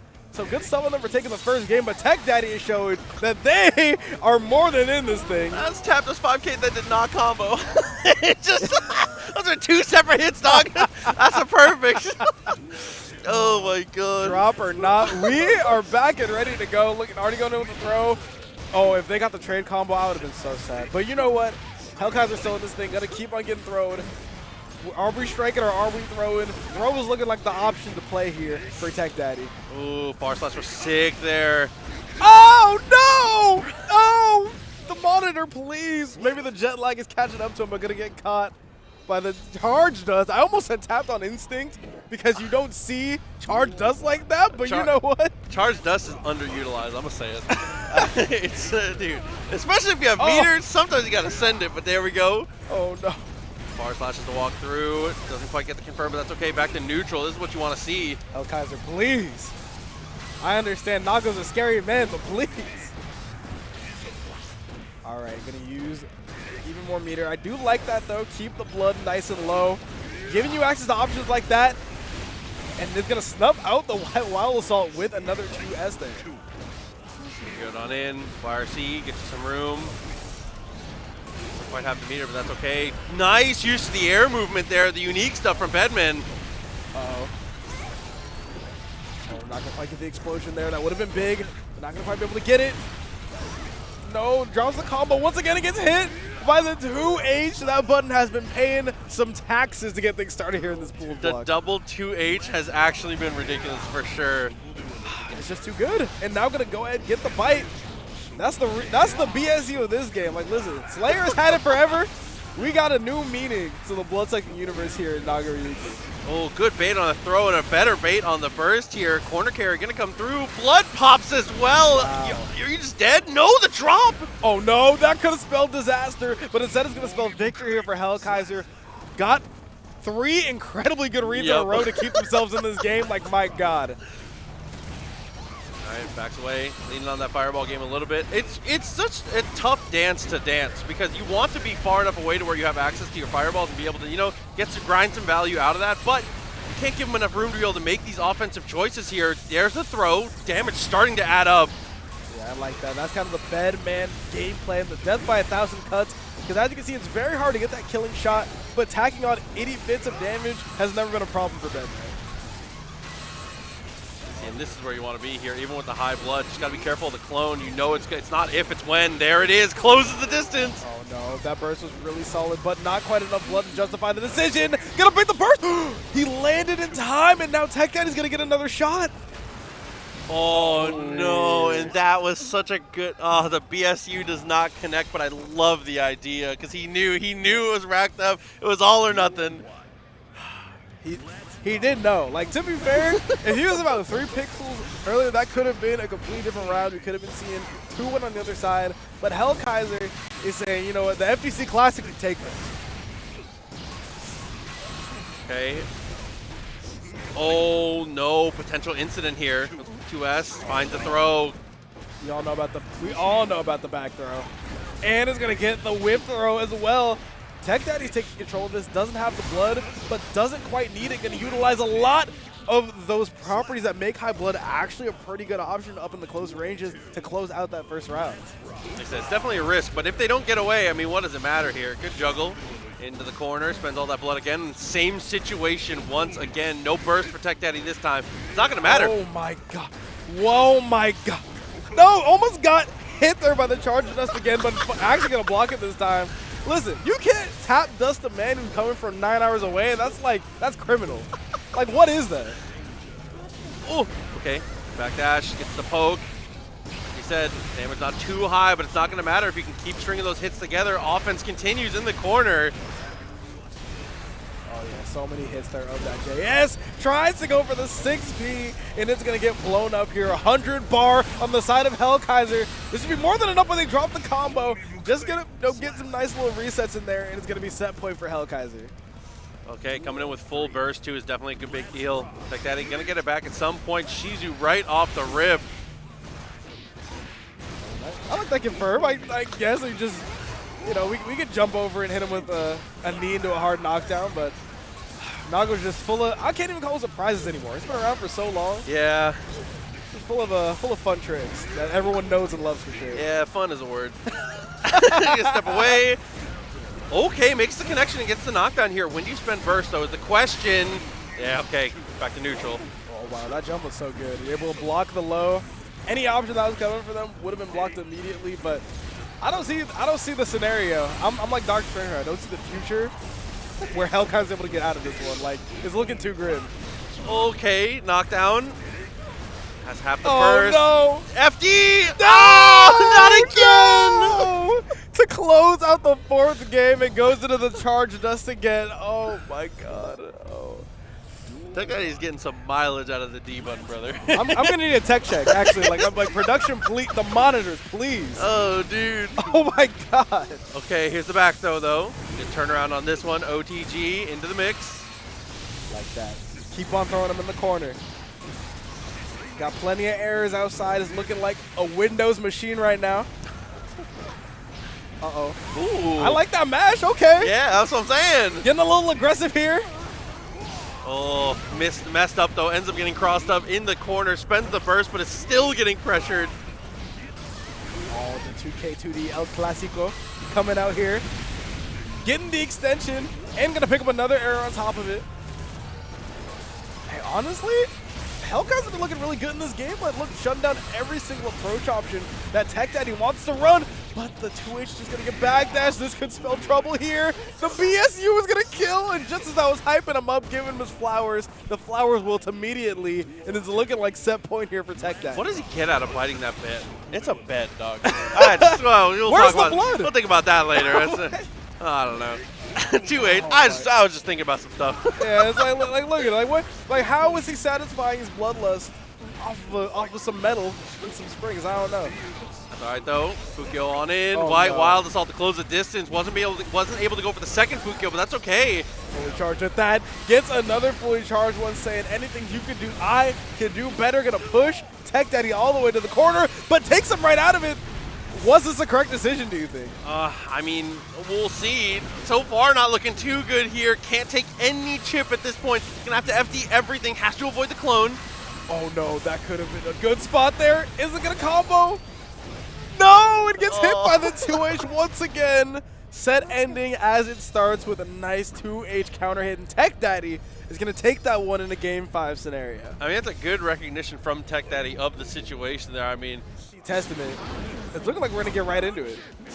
okay, so right off the rip here. Got Bacman. Die. That is not a great start. My goodness.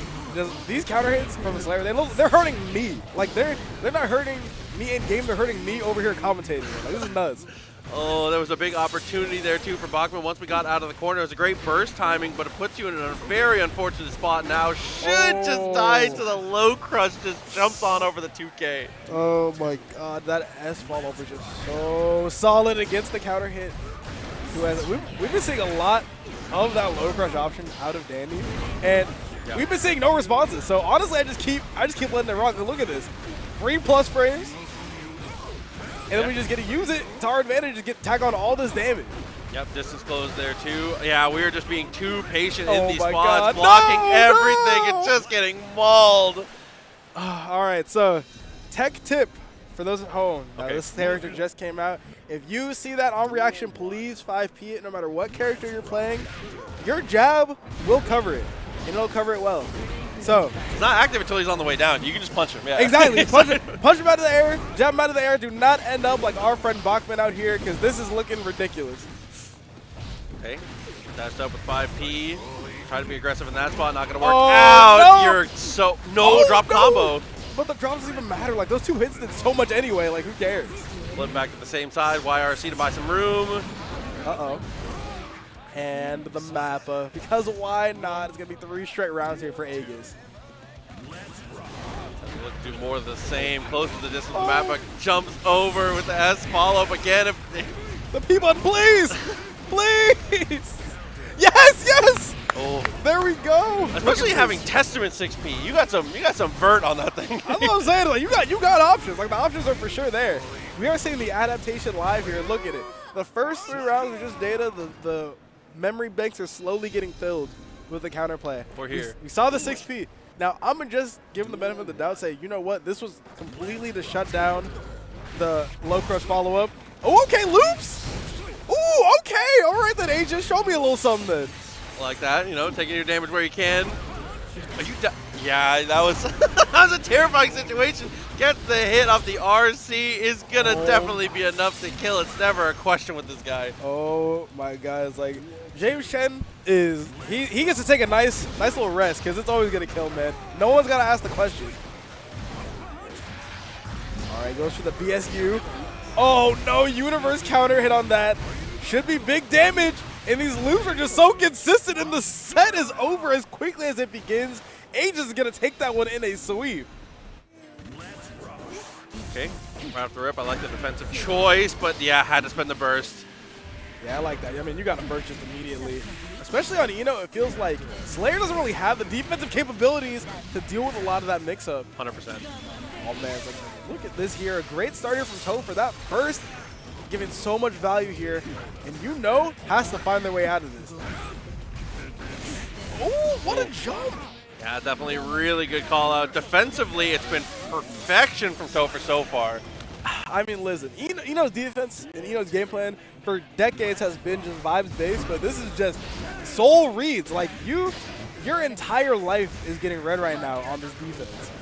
Wow, that was a very lazy little float over into the cross up there. I love that, but gonna make up all of that damage and more right off the rip. Oh no, the Mappa not able to get a conversion off of it though. I like the YRC just to get him off you, and now you're back in the mix station. Like you gotta love it if you're an Eno fan right now. Oh my God! Oh, actually drops. And Eno, this is a super winnable round. Has burst available as well, just to turn around if things don't quite go their way. There's the RC, excuse me, the Wild Assault. Gotta. Oh, I was gonna say, I was like, you gotta bait out either the reversal super. Tried to go for the throw there, and this should be enough to kill if they have their combos down. Never seen that extension in my life, but you know what? I was gonna say That's crazy. Okay. From downtown. Fixed it with the HCL. It's fine. We're there. I like that. Just like the awareness to know the distance and the damage. Like Topher's been here before. This is not their first rodeo for sure. I will also say that a round start there with YouKnow has been representing pretty aggressive options. Just down back that round start was content to block whatever the opening gambit was. I like that confidence. Oh yeah, I mean you need that confidence on Slayer, and you need that confidence to go ahead get those reversal supers out. Oh, it's such a scary spot here for YouKnow, but it's looking like it's going to be easy to close it out for Topher. 3 rounds once again, taking a very dominating lead in this set so far. Oh, this time try to do something aggressive here, but 6P in the end gets the hit. The flex shield does work out, but we Psycho Crusher through it. I love these choices. Topher, we're in the corner now. Yeah, it's like, I mean, even if you are getting hit by that, had the burst on deck, now going to go into the BSU. This is such a scary spot. If they hit the super, then that would have actually killed. Don't know what they're saving the meter for. Maybe wanted to utilize some of that positive bonus. And the trade is going to be enough. YouKnow is going to get a round on the board here. Back in this a little bit at a time here. Half the burst available for Topher. And straight in with the Psycho Crusher. And the high-low begins. This is just a mess now. Uh-oh. Gonna take him through here.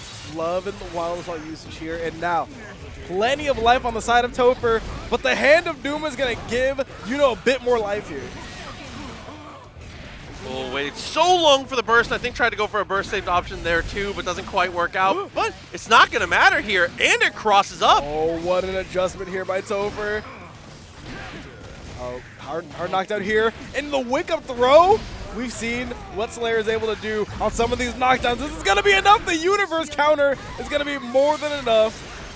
My goodness gracious. 1-1 here with YouKnow taking the second game. Definitely a big turnaround after Topher with 3 dominant rounds in a row. You know, the download sometimes, it's kind of stormy outside, so you know, sometimes the internet speeds are not quite what they used to be. Oh yeah, I mean, you got to worry about the ping and all that. You know, it's like you can't really connect to the server all that well. But you know what, internet's back online, and YouKnow is looking like they're back. Oh wow, it's really crazy to see how much mileage the wake-up throws are getting, especially from both players here. Wow, and goes stroke. I love that fake jump forward and then goes for the stroke to be able to beat the attempt at the anti-air. Burst does come through in the end. Oh my goodness, they went right into the hitbox of that. I was going to say that PRC forward is very brave, but you know what? Maybe YouKnow knew something that we don't. Topher looks like they know even more though. Twice? Why? Everything is counter hitting and just ends up going for the low crush. I think that's another. And I was going to say, make it a third one, because why not? Counter hit city out here in Daytona. And they're going to keep the train alive here. I like it. These two players are not afraid. They're not afraid to press the buttons. I respect it. Okay, followed through well. Topher, distance closed. Mashes on the 2P there. Oh, does this hit? No way. The fact they recovered from that was pretty nuts. But Topher is going to do this. No burst coming out here. I was going to say, if they really wanted to be a hero, yeah, they could have let it rip. But you know what? They're just going to take the perfect and hold that. Going into this last round there with their full burst. Really smart decision from YouKnow. Wow, look at the damage there. Not even on a counter hit, just on a clean jump in. The life total is dwindling here. Doesn't spend anything for a hard knockdown, though. Yeah, I kind of like it. No one play some semblance of the neutral game here with YouKnow. And you get all these resources for something else if you so desire. Try to bait out the burst. Excuse me, with that dandy step. Now we're going to go here. Psycho Crusher into the super. We love a nice little hard knockdown, especially for YouKnow here. Gold burst right off the rip, says no more blocking. I didn't pay for this DLC just to block, but unfortunately back in the same situation. Oh no, full bar here. This is probably not going to be able to kill. YouKnow's damage scale is pretty hard, but this should be more than enough. Not even going to get the burst back. Just going to go straight into the kill here with a 2-1 victory for Topher. Got one more game on the line for them, but YouKnow has the tools and has the knowledge to make the run back. Yeah, has been playing the matchup pretty decently well in these later stages and things, but okay. Even right there, knows he has a good time to press. Both bursts off the table. Ooh, all right. That confirm was crazy. Yeah. Like, wait a minute. Okay. After the stroke, just straight in for the cross up low. Situation repeats itself again. Backdashes out of the pressure with the PRC. These super PRCs have been doing so good for YouKnow. I feel like it's been a blessing and a curse. Oh, no. The fact that we're able to get off anything off that is insane. And this is looking like Topher could bring this back. They have the resources for it. Now we just got to see if they have the gameplay. Oh, deflection is actually really nice, but then tries to go for the side. He pushes too far away. The trade comes through. Oh, no. It's looking like YouKnow is going to take it. Keeping themselves in this one. Any round, you cannot afford to give up here for YouKnow. Like, you're going straight into set point and then immediately into a game winner. So you got to make sure that you are on top of everything here.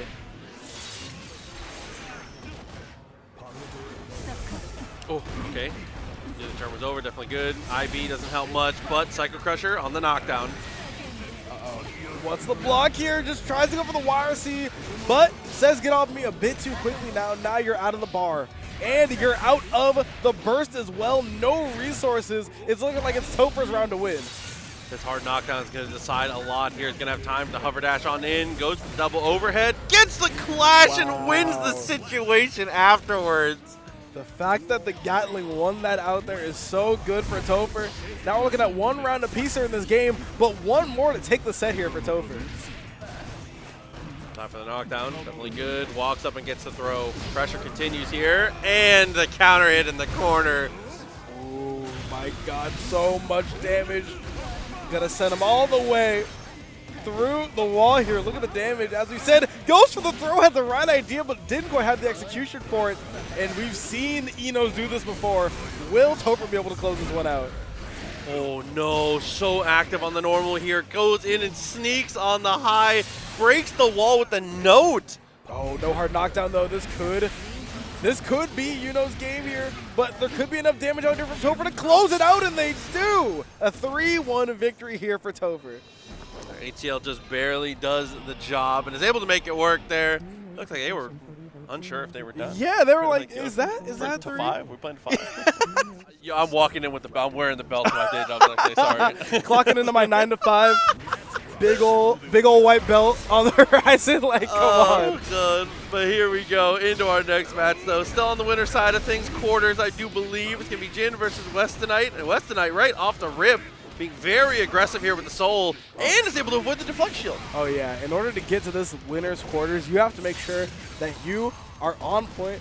Because if I'm not mistaken, this is actually to get out of pools. This should be to get out. So Yeah, when you win this, you're playing, you get to the point where you're definitely out. Yep, exactly. So you're out guaranteed, and then you got to play otherwise.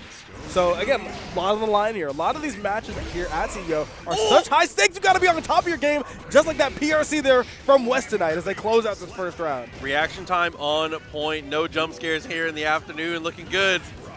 Oh, my goodness.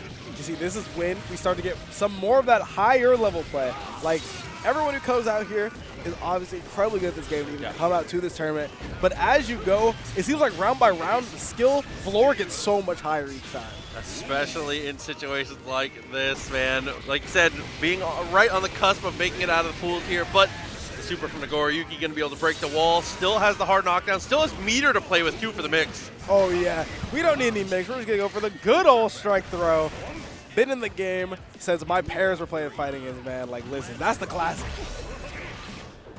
Okay, jumper that's not going to work out. I love the 5K mash. I really do like that.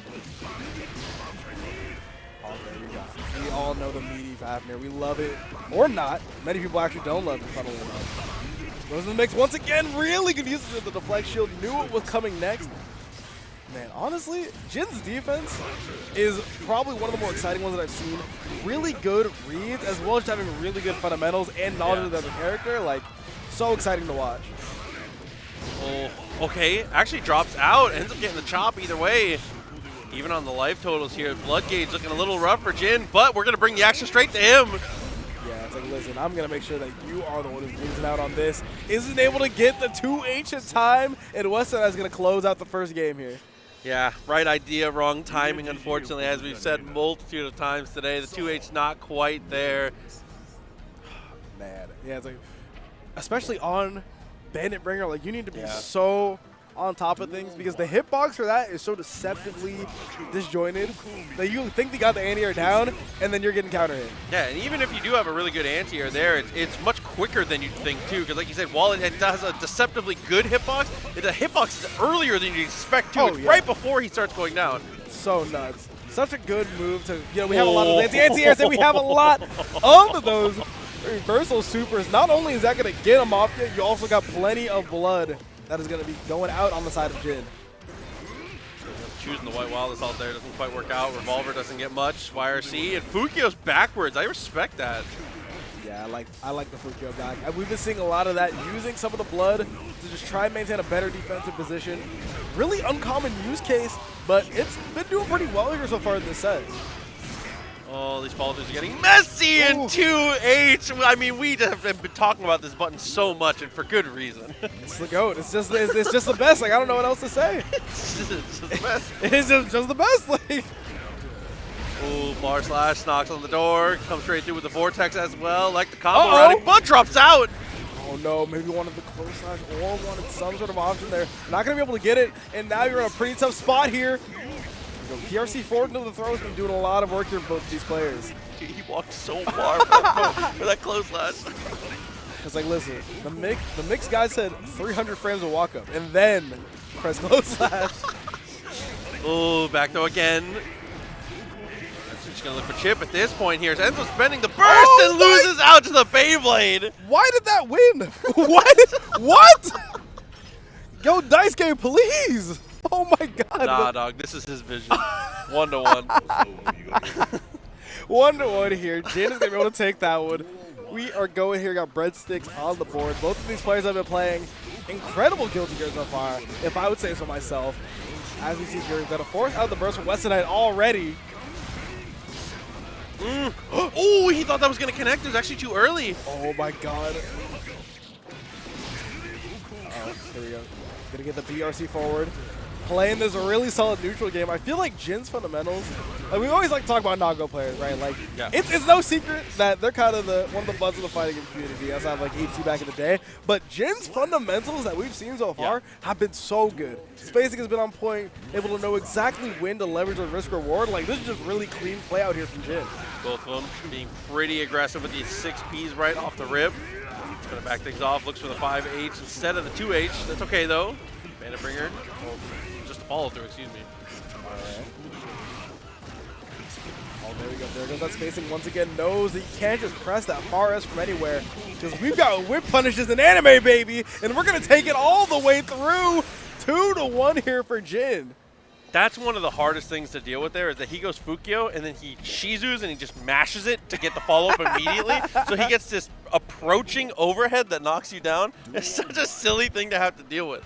It's like only in anime is one of the things I like to say is like this subgenre just gives you such nonsense. Like all you can do is just sit back and laugh, man. It's outstanding. There you go, super to break the wall, hard knockdown, gonna get a ton of blood back as well, has a full meter of blood to work with.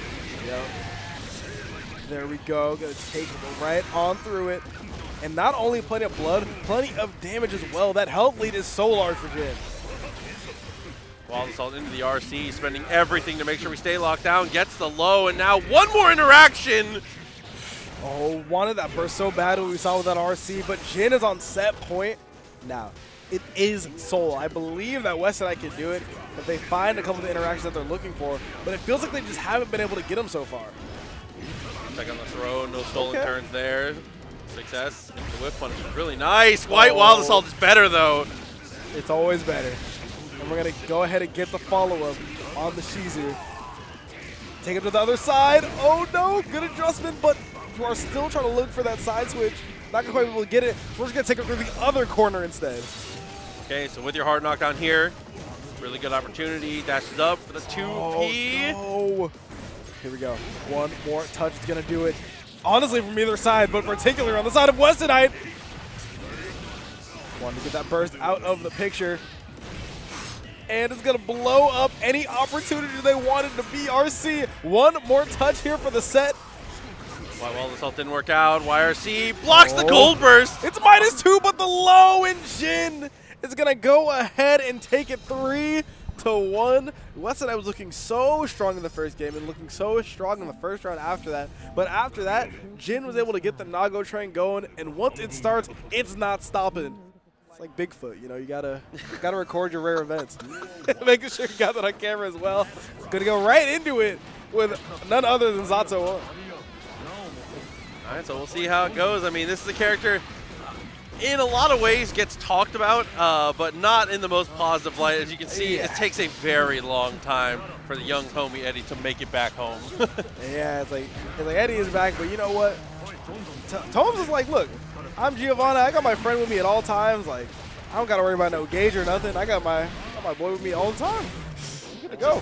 Just like that, is able to get the stick to the wall, straight into the spinning dog kick for the hard knockdown. Really good stuff.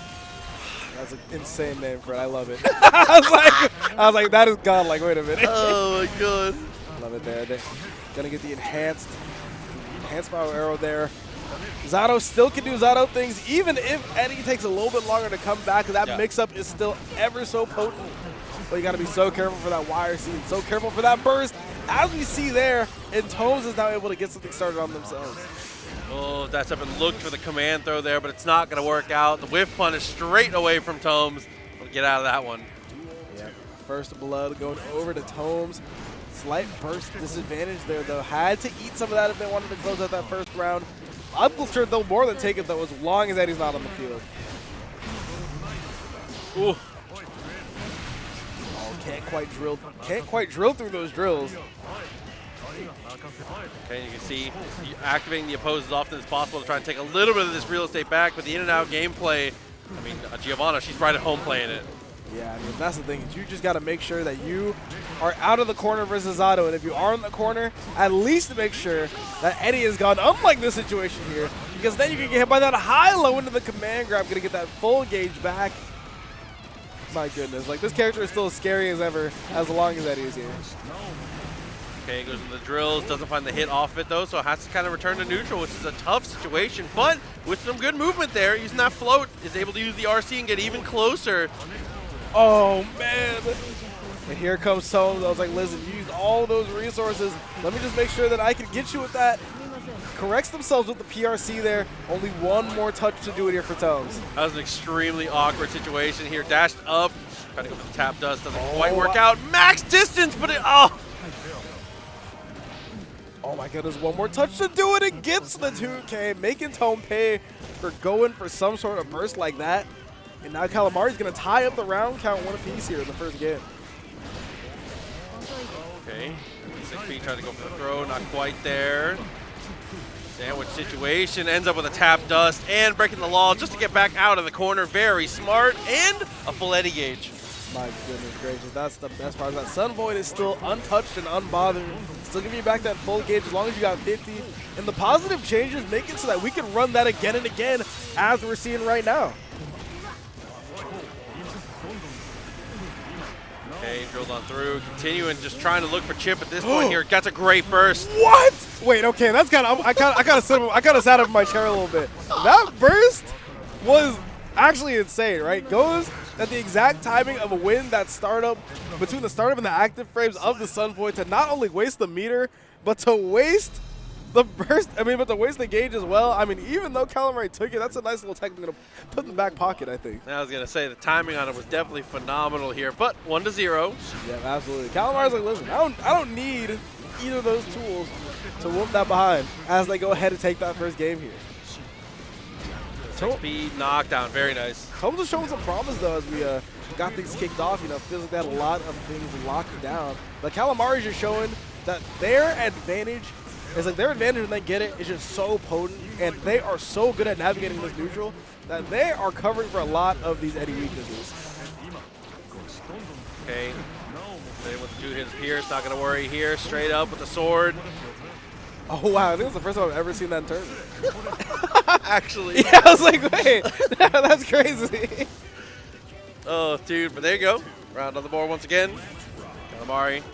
He's looking definitely a strong stuff. I mean, I feel like it's making a case here for the Zato. Like we said, it's a character that definitely has received some nerfs. He's not in the greatest state he's ever been in, but we're out here. We're making it work. Yep, showing that he can indeed do it. Like, that's the best part about modern fighting in general, in my opinion.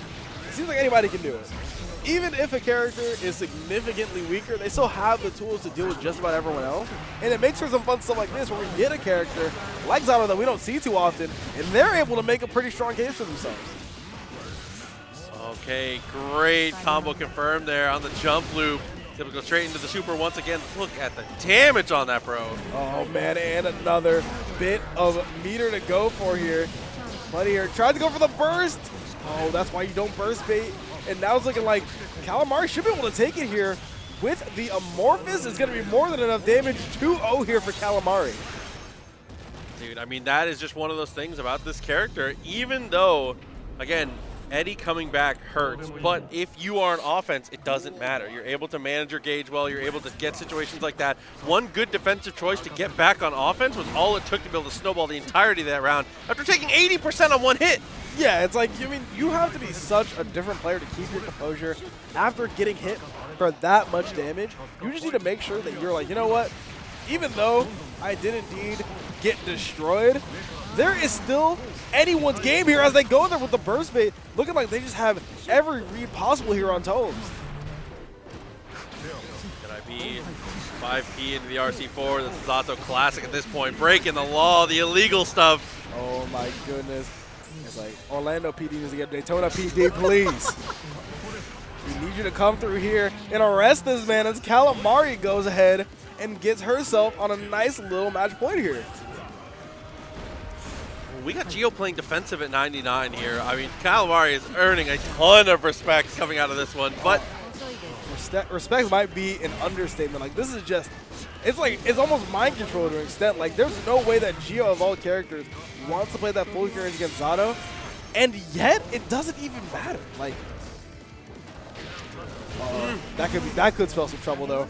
Eddie Gage is back, but there aren't quite the tools to go for it. Just ends up going low, and Tomes is showing that they still got some gas left in the tank. Absolutely. Didn't forget this matchup. We still remember. Yeah, it's like listen, like I was kind of awestruck a little bit earlier, but you know what? My head's out of the clouds now. I'm ready to go. Okay, 30% of life right off the rip. Has the meter, is going to spend it for the sword right away. Same situation as before. High-low is not going to be able to deal with it. Oh, here we go. He's going to go straight into the Sun Void once again. This is looking like curtains here for Tomes unless they can find something, and that might have been it. So many resources gone. You have to be so careful here. Dude, patience from both of them to be able to chill in that situation. Oh, they know that their winner side life is on the line here. No punish there on the flip kick. Oh, no. Oh, interesting. Just straight patience here. Yeah, metered FD goes through and kills Eddie. This could be huge for Tomes. Goes to the deflect shield. Not utilizing the plus frame, scared of any sort of jab, and gets caught trying to backdash a 3-0 sweep for Calamari. If you were to show me this name and tell me they played Faust, I would not bat an eye. Like, it just makes too much sense. Okay, so right off the rip, already looking pretty good here, dashed up with the 5Ks. Oh no. That's something that you just can't miss on Faust. You have to know the range on that command grab because it is your blood, it is your life force, right? Like, it's just every instance of that gameplay gets opened up by that command grab. And it was a well-informed guess, too, because they'd gone for the dash 5K a couple times in a row. Ori was committed to the block. Oh my, this round is over. All of that snowballed off of that one, the bad command throw, everything came from that. That is just like, I feel like that's definitely like the cliff notes of this matchup is you really aren't allowed to mess up once against this character, because even though people do complain about Leo damage 4 being one of the top tiers, it doesn't matter if you don't have much health to play with. No, definitely agreed. Slips on the banana peel, but that does actually push the bomb a little further. Those silly little victories for Faust. We'll take what we can get. Nah, that was almost the craziest clip I've seen. Nah, if they went for the combo off of the late hit on the bomb, I would have been like, all right, you're just the best. 2D, I mean, the Leo Classic, the best reversal in the game. Oh, yeah, the wake up 2D is like, come on now. And the best part, my favorite, is when the 2D gets the reversal indicator on the set. I'm like, yeah, we know. I'm like, yeah, it sure was, wasn't it? But JurassicOri is going to go ahead and take the first game. Pretty dominant, I would say. Incredibly quick rounds in both regards. Maybe not on the in-game timer, but just in terms of the amount of interactions won. No, 100% agreed. But we're going to head back to character select, actually, and we're going to consider the Slayer now. All right, then. Maybe might see the vision. And, of course, JurassicOri going with the courtesy song pick. Going for the ups and downs. You can't have Slayer on the screen and not have ups and downs rocking. Like, that song's just too gas. Too gas. We'll see if this does any better here. I don't think that the Faust was doing poorly. It wasn't. I mean, it's just that Leo is just such a snowbally character. You need to be able to make sure that you are doing so well. Like, you know, regardless of circumstance, they were kind of doing their thing. 100% agreed. But, I mean, with the 2D back and forth here, winning out on the trades. If anything, these trades are going more in your favor now just by the virtue of having Slayer normals. But yeah, the risk reward is inherently being better. But who knows risk reward better than Leo wiping with a hard knockdown? Like, all the reward and what of the risk. Ooh. Oh my gosh, there we go again. It's just those throws are just so barely not spaced properly. It feels like the reads are on point and the spacing is almost there, but you can't even give JurassicOri an inch or else they're going to be the best cowgirl you've ever seen. Oh, okay. Decent finds the low. Nice backdash, but we slide in response, actually. 6P is winning the day right now from Leo. Ooh, okay, tricky little mix-up there. That is not going to kill. They thought that it was going to... What was that? Goes for the JD to bait out the burst and the air throw. Was that on the follow-up? Wait a minute. It was, absolutely. Jesus. Listen, we've been talking about people not answering the follow-up correctly today. Not Ori. My goodness gracious. Ori, like you said, once you're at that echelon of, you know what, I already know that I'm one of the best players in this game. It all comes down to knowing those matches with the back of your hand. So this is where we really start to see that be shown there. Trying to sneak in the overhead. Doesn't work out, but it's okay. Ends up getting the frame trap here pretty naturally. Plenty of damage on the board here, and the positive bonus is going to be honestly not that effective. You are going to get a bit of meter here. What do you think we do with the meter here? Well, I mean, at this point, kind of just hold on to it. If you have an opportunity, you could have gone for the flash kick, but now we're just using it for offense to extend this pressure.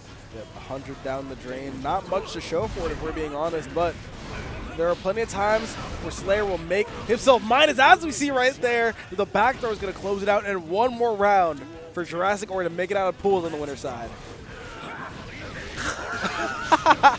Has got to be an execution error, but I respect it. We love it. It works anyway. You don't need to bait out any sort of DPs right now. It goes for the air throw. You are not testing those young woman reactions, I'll tell you that. Okay, after 2H, dude, from max distance, a character length away, 6P wins the day again. Oh my goodness. And just goes for the meaty there. One more versus one more chance here for GRUGCEL if they want to try to take it here. It's been the JurassicOri show, and GRUGCEL has just been in it, but do they have something that they can do to try to close this thing out, try to turn this set around? Wow, using the wild assault, just abusing the guard here. Spends all their meter on FD. Does get the low though, so opportunity is here. Oh, dashing and dashing. And finally gets the whip they've been looking for. Tries to go for the tap. Does not going to be enough. Misses on the combo there. And the tap just from JurassicOri this time as a response to close it out. Yeah, I mean, honestly, it could be either one. But it's looking like it's going to be LordKnight. Like I said, we've been seeing the Apple working on stream. Might want to go into that instead of playing the mirror, which I, as you said, already do respect quite a bit. Yeah. So, Like mirror is not very fun. Gonna go for the unstance there, into the restance. Really, really smart. Managing the gauge very well already. That move is such a huge problem.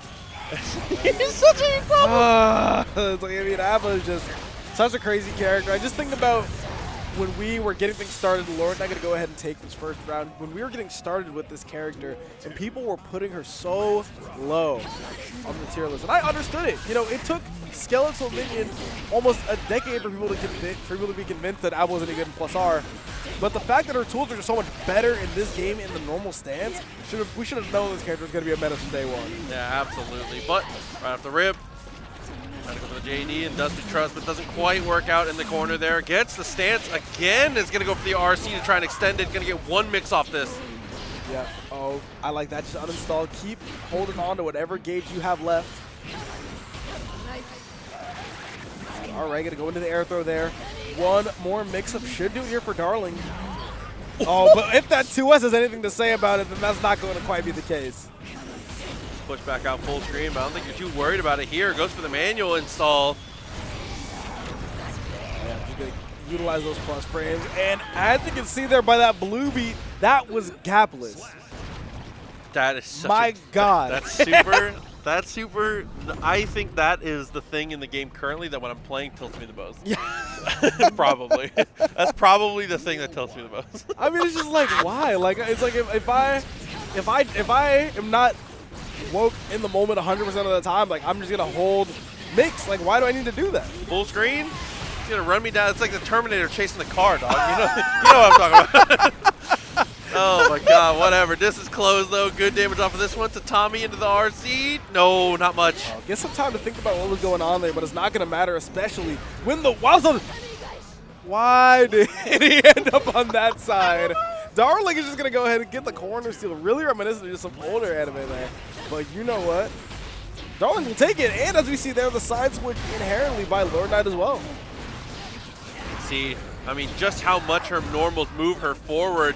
He blocked it. He actually got hit by a deflect shield and still was able to have the next normal connect. But Darling with another big opportunity here. Uh-oh. Just put putting some mass on him.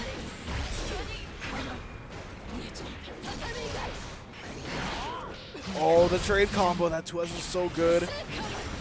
And now, honestly, as much as I trust Lord Knight's ability to get out of here, it's looking like the Darling dimension. Like, it's all Darling all the time, especially when Viking is able to set up that box. No.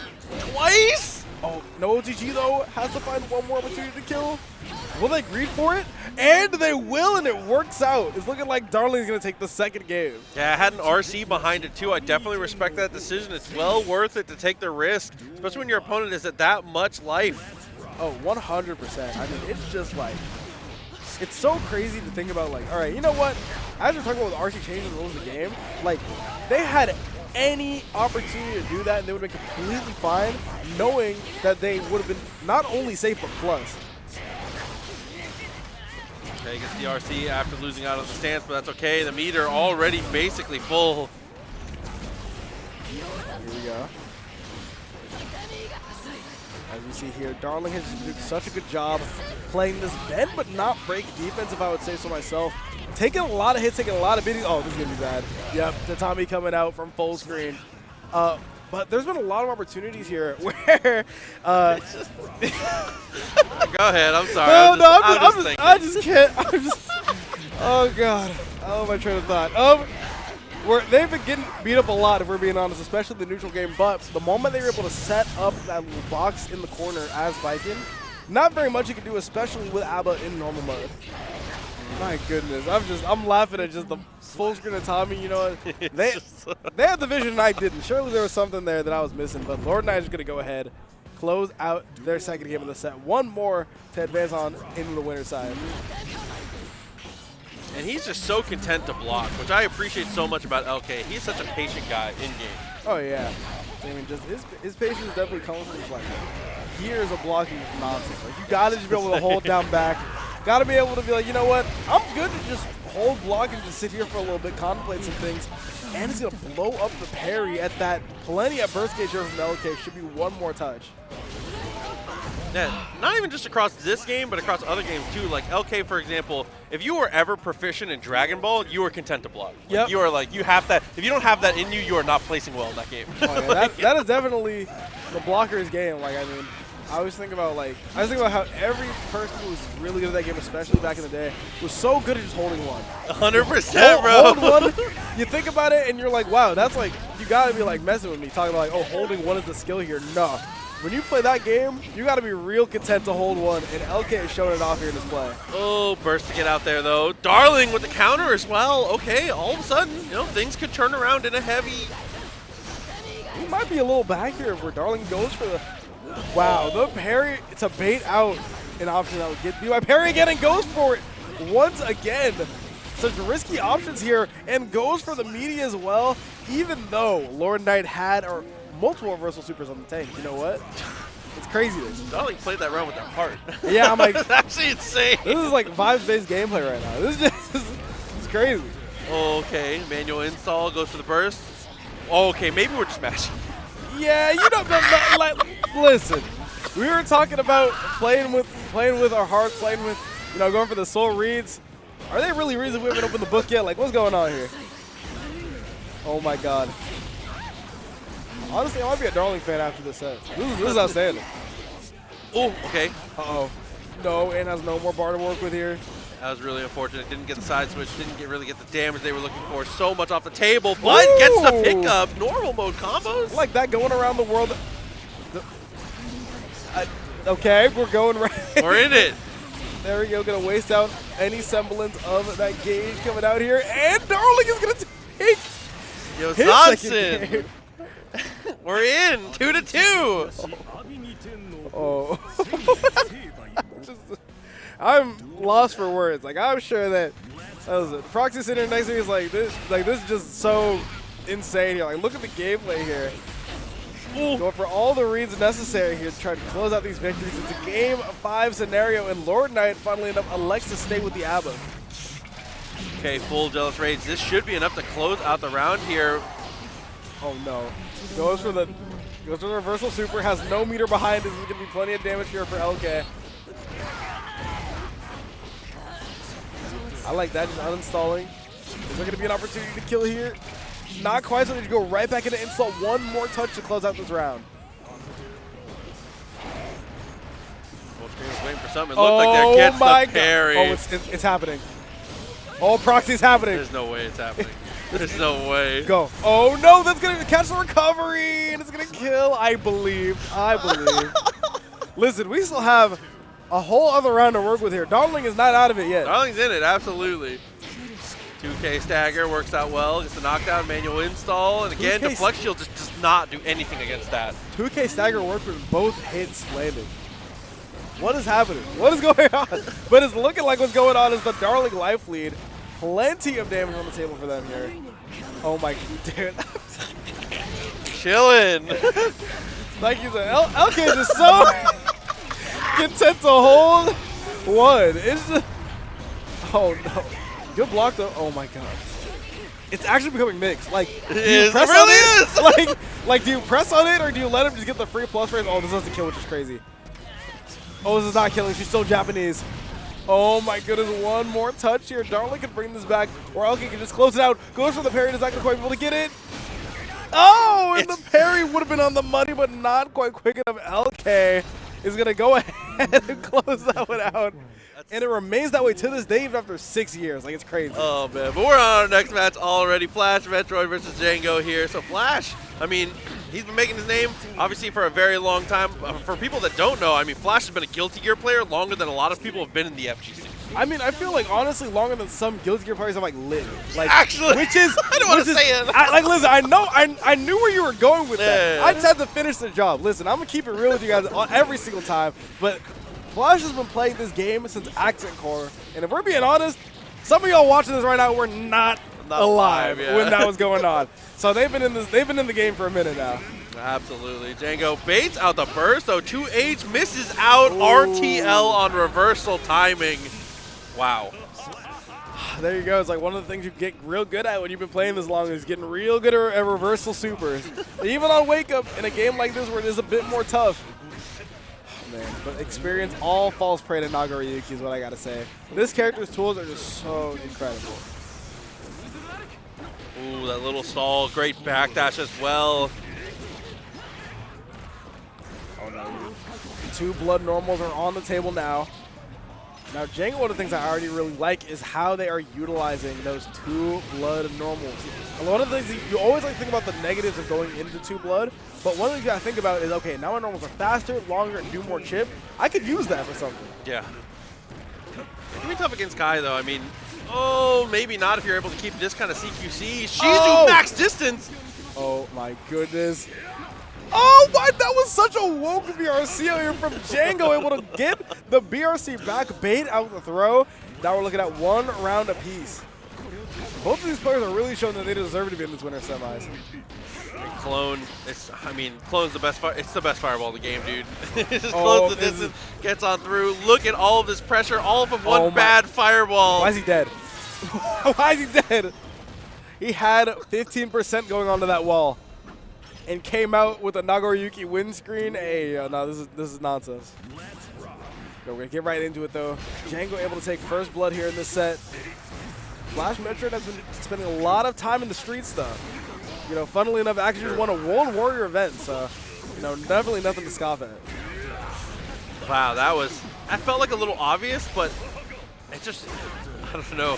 White Wild Assault ends up working out afterwards, still okay here. And backdash is the throw again. Django's getting a ton of mileage out of backdash. Yeah, I mean, that's one of those things. When you have those heavy backdashes, you have to really know when to use it. But when you really have it dialed in of how you're going to utilize it, it's such a good option, especially on defense. Break the wall and save the meter. Straight, I respect that. If you're going to save the meter, might as well. I like that option, honestly. And now Flash, due to that positive bonus, is going to get a lot of that burst back.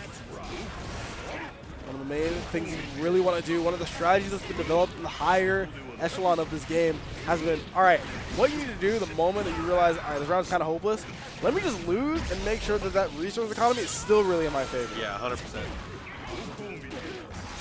Oh, BSU, and yeah, just like that. Oh, but gets the DP. All of a sudden, we're back on our feet. This is big. Uh-oh. This could be huge here. The shock state is out. shock state is gone. Comes right on back here for Flash.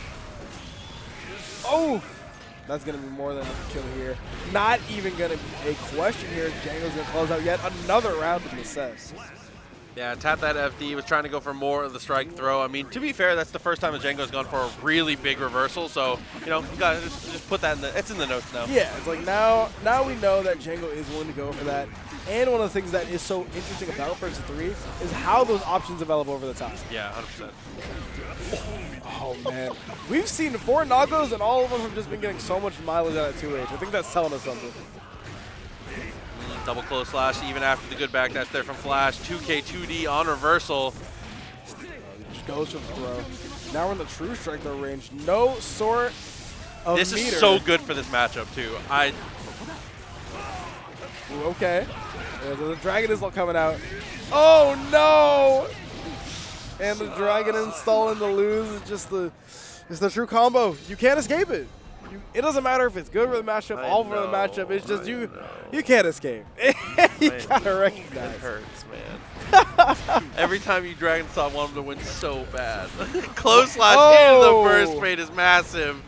I gotta say, whenever Django's doing anything, the crowd's going crazy. Like the goons are out in full force for sure. Ooh, air to air with the JS, very nice. Like that little confirm too. Good way to pick it up and get some better damage. What? It's over. Guy has no mix, right? What? What is that? I can't even know. I don't even know if I can call it a setup or just a great adjustment from Flash. Oh, how do you get up there? That is so funny to me. He was so high up that he couldn't even correct himself off of that DP, but closes it out anyway. Flash is finally starting to get things pieced together here. Oh my god. The very tippy top gets the close slash here, steps on the toes straight after the White Wild Assault and keeps the pressure up. There we go. Plenty of everything here. Goes for the BRC in the backdash, not going to quite be able to combo. Oh no, so much blood here, and Flash in the driver's seat. This could spell trouble for Django if they don't get a very well-timed reversal, and it's looking like it's not going to come out. Oh, back up the wall though. Same bait as before, but a little early this time. BSU, no. This might be over. Oh, and they aren't able to get out of it. Even though they do go in the tumble state, there's not enough goes for the gold burst. Send it. Sometimes you gotta just let it rock. I mean, what? That's what the round start says. It says let's rock, and it's talking about gold burst. I'm telling you. My God. Health is good. I love that FD as well on the flip kick. Burst has to be spent. Oh my, the conversion afterwards too. Dude, the crowd is going nutty every time he gets an anti-air. I love it. I'm like, that's the best part about tournaments. Just having the gang in the back ready and cheer for you doing anything is like, that's why you compete, man. Oh my goodness, the fact that would have worked if it wasn't for that PRC is just so crazy. So much duration on that backdash from Walooiji. RTL gets a hard knockdown here. Flash to stay alive. 5K Oh was scouting the backdash, I think. Oh, and gets the call out on the uncharged Wallace FlashMetroid. Gonna go ahead and close out that game there. 2-1 here. It's still in Django's favor. His timing on reversal so far has been really, really good. DPs, supers, everything in between. And 5K, microstep 5K wins the round start. That was sick. So it's like such good decision making out here. Such good optimization from Flash as well. That's cute. Oh, catches the backdash as we see. One of the things about these players who are this experienced and this good in general, a lot of those options aren't going to work more than a few times. So the moment that we see those backdashes come out, we know that we're going to see some call-outs come out from Flash. Oh, dude, knowing where the blood was, that YRC was perfection. Dude, he's just such an aware player. Like, just has all the options. It feels like knows exactly what to be looking at the screen and win. Like, Flash has it under control despite being down here in the set. Yeah, I mean, that's one thing I don't know why we only use this term as much in Marvel for commentary, but like his fight IQ is shockingly high. It's crazy good. I like the fight IQ. I mean, they use that in like every combat sport. The fact that it hasn't imported over here is crazy. I know. I'm thinking about like, you know, every UFC, like, oh yeah, like, you know, his battle IQ, like, yeah, like, come on, like, we gotta start incorporating some of those terms over here. But FlashMetroid is just showing that off right now.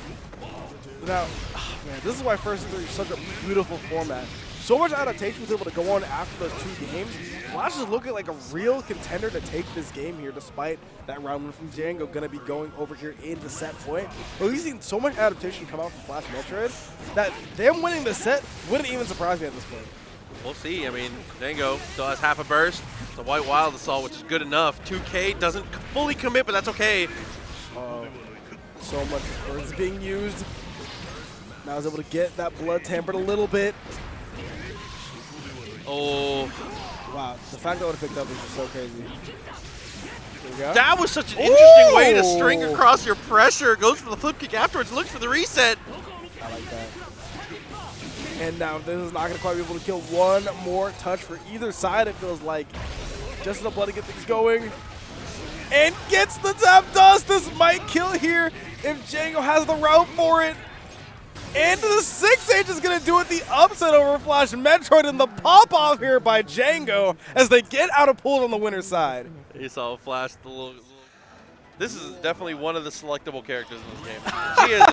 She is definitely an interesting one. Her game plan is so difficult to deal with if you.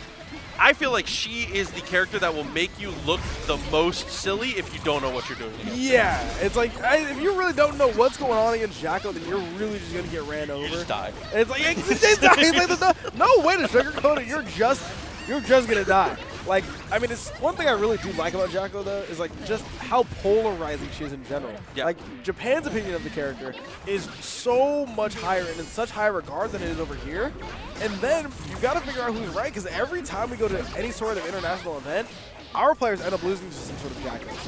Yeah, absolutely. Here we go. He's going to go for buff up here. Definitely strong. 3 minions on the board. Yeah. Dude.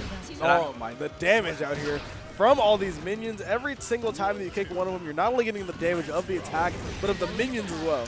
I know this is sometimes a frowned upon term in Guilty Gear, but it's just like, it's the win condition. If you get 2 minions cornered and you get the buff super, you should get the round. It is. Oh no, I think that like, I feel like there's very few scenarios where you are sitting in a disadvantageous state. You do have the 2 minions out. And honestly, like, we got to start bringing out win condition for stuff like that. Like, listen, Nago with BSU and you are at 1%, like that's a win condition. Like, Jacko with the 2 minions is a win condition. You got to bring that one right on back. Oh, trying to go for the low though, not quite finding the mark. Good use the parry, actually. Oh man, if they got the full combo off of that parry, I would have been like, nah, they're just the best. What am I supposed to say? Gonna refill the minion economy though. Plenty of minion bar out here for noobreker. He punishes he goes HCL full screen. Then you're talking a lot of mess for a pair of coordinates on a map, dog. Chucks it from max distance. My goodness, that's like the bring me back to the tactical noob days. You just kill from anywhere. Like, what is that? Able to get a punish from anywhere on the screen and get a burst bait from anywhere as well. Does look like we're gonna go ahead and get the super coming out here, and it whiffs. Oh no! I don't know that I've seen Elysium Driver whiff in that way before. There's the back throw too. This is huge for Enigmatic. Uh-oh. Minnesota's very own trying to find their way out of this Jacko Vortex. It feels like anywhere on the screen you're in that sandwich pressure, you have to be so careful on defense against this character. Okay, I mean, has a wild assault. Straight away loses out in the poke war there, trying to go for the 2D, which is a great normal in that spot, but I feel like that's a very risky decision to try and go for at the reset. Yeah, it's like, I mean, it's always so hard to gauge when Eno's is supposed to be doing what, just because of how strong it is to go for resets and go for those hard reads versus going for something that might be a bit more stable.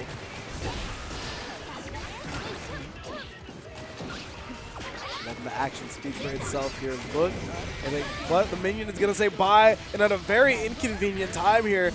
Plenty of damage out here, but Enigmatic is going to drop it, and it's looking like noobreker is going to get one more chance to try to get something going here in this game. Double close last here, loses out on the minion, but uses the wild assault, which is so good in this spot here.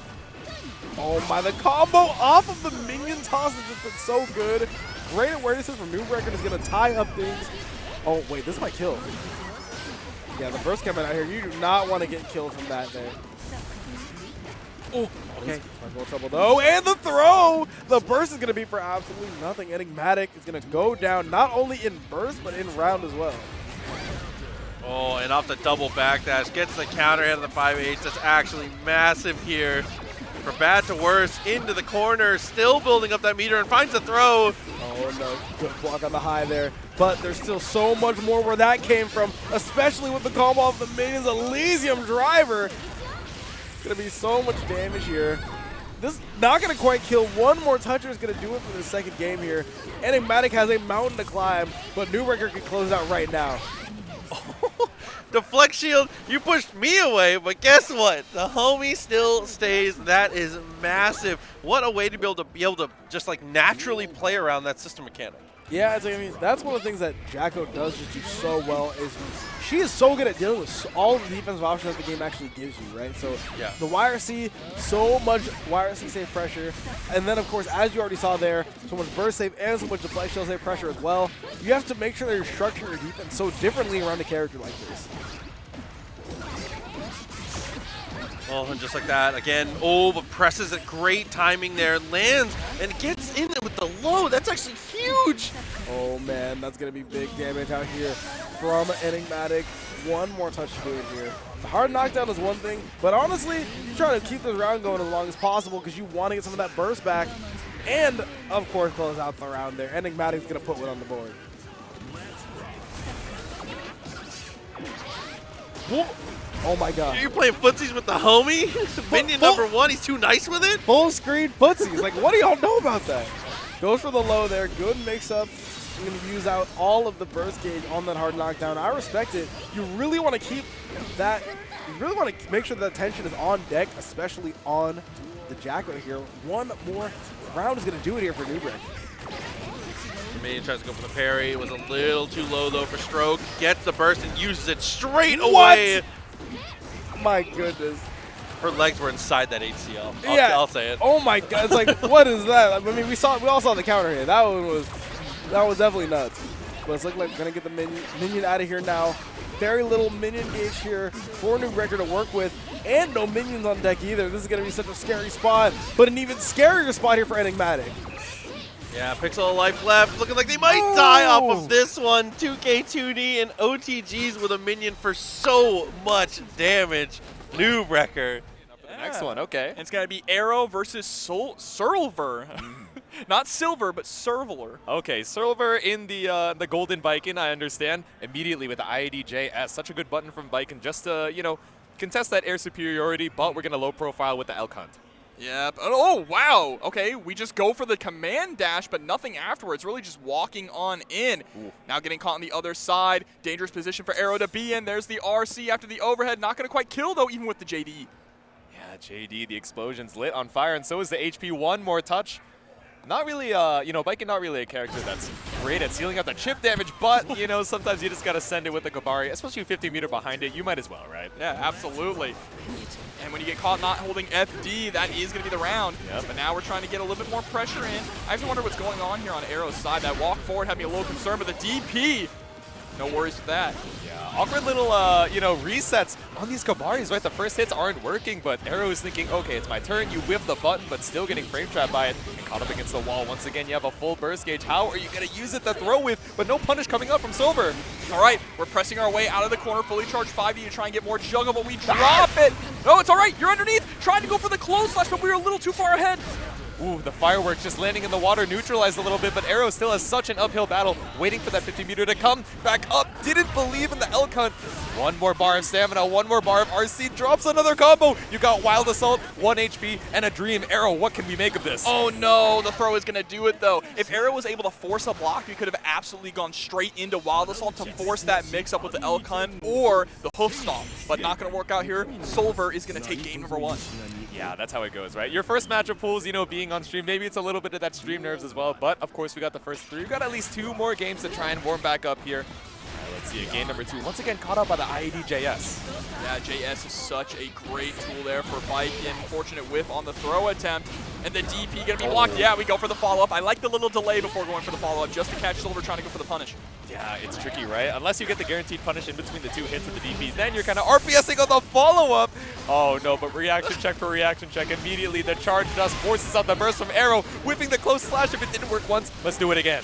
Yeah, and then we get straight into the Tyrant barrel, clean hit, get the hard knockdown, time to run this offense. This is still a completely doable round, and with this hit, you should be able to do it, but we don't confirm. Okay. Oh, don't panic, don't panic. That was the situation where you absolutely wanted to go right into Tyrant barrel, but we were still able to clean it up even after dropping a little bit of the spaghetti. Yeah, I get it. I understand it's a stream nerve. Still able to stabilize the scramble here, looking one round away from tying it back up and building up so much meter as we go another counter hit. I wonder if we're misinputting the parries on Wake Up, or if we think that the threat of parry is enough here for Silver. Maybe, but there's the knockdown now. Wow, we just swung right back with the close slash. No fear at all. Sniped right out of the skies, pulled to the ground. Get your head out of the clouds. Head out of the clouds, back into the blue waters. All right, the skies are looking pretty decent for Arrow right now as we tie it up one apiece. Yeah, that Sin close slash is a disgusting anti-air. It's so, like, the hitbox on it is surprisingly high for something that seems pretty, you know, grounded. Yeah, Speaking of grounded, the we're fact just that taking it the skies. spikes you down to the ground too is so good, right? Yeah. You get multiple close slashes off that confirm. Here we go, Silver getting the overhead once again with the Ozanson, but not gonna be able to break the wall here, giving Arrow another opportunity. Yeah, I have to imagine that grounded 5D was probably just looking for the TKJD, but oh no, I have to imagine that throw should have been a little bit later. 2+ for your own good. There we go, Silver is able to seal out the scramble. One far slash is gonna win out there on Bike inside. Of course, it is a bit faster. What there? Running up with the 2K, I have to imagine we just whiffed the IAD. 6P, we're fighting out there. We are scrambling right now. It is counter hit after counter hit. Both these players, we are hitting buttons, trying to establish some kind of lead, but Silver just running away with it. The damage is proving to be too much. And now sitting up 2-1 here in this set over Arrow. Yeah, I feel like these first two games, right, we're pretty back and forth. We're like fighting for our lives, but game number 3, it seems like Silver has the down low. I'm trying to think of what happened here. I feel like Arrow swapped up the game plan a little bit too, feeling a little bit more comfortable taking to the skies, but now it's going back to what works, staying on the ground. Yeah, absolutely. And Sin is just so strong on the ground that you don't really want to chat. What the hell was that pickup? Oh no, but a little bit too late on the PRC. Might have had lethal if you had the wall splat, but Elcunt has you up against the wall, man. It still worked. The 2H being able to pick up there. Yeah. I thought it almost looked like an OTG, but we must not have hit the ground fast enough. That's a GameStop trade if I've ever seen one. Arrow really trying to keep the momentum on your no confirm, no follow-up with the stamina in the bank. Maybe being a little conservative with the resource usage, but gives Silver the opportunity to scramble back.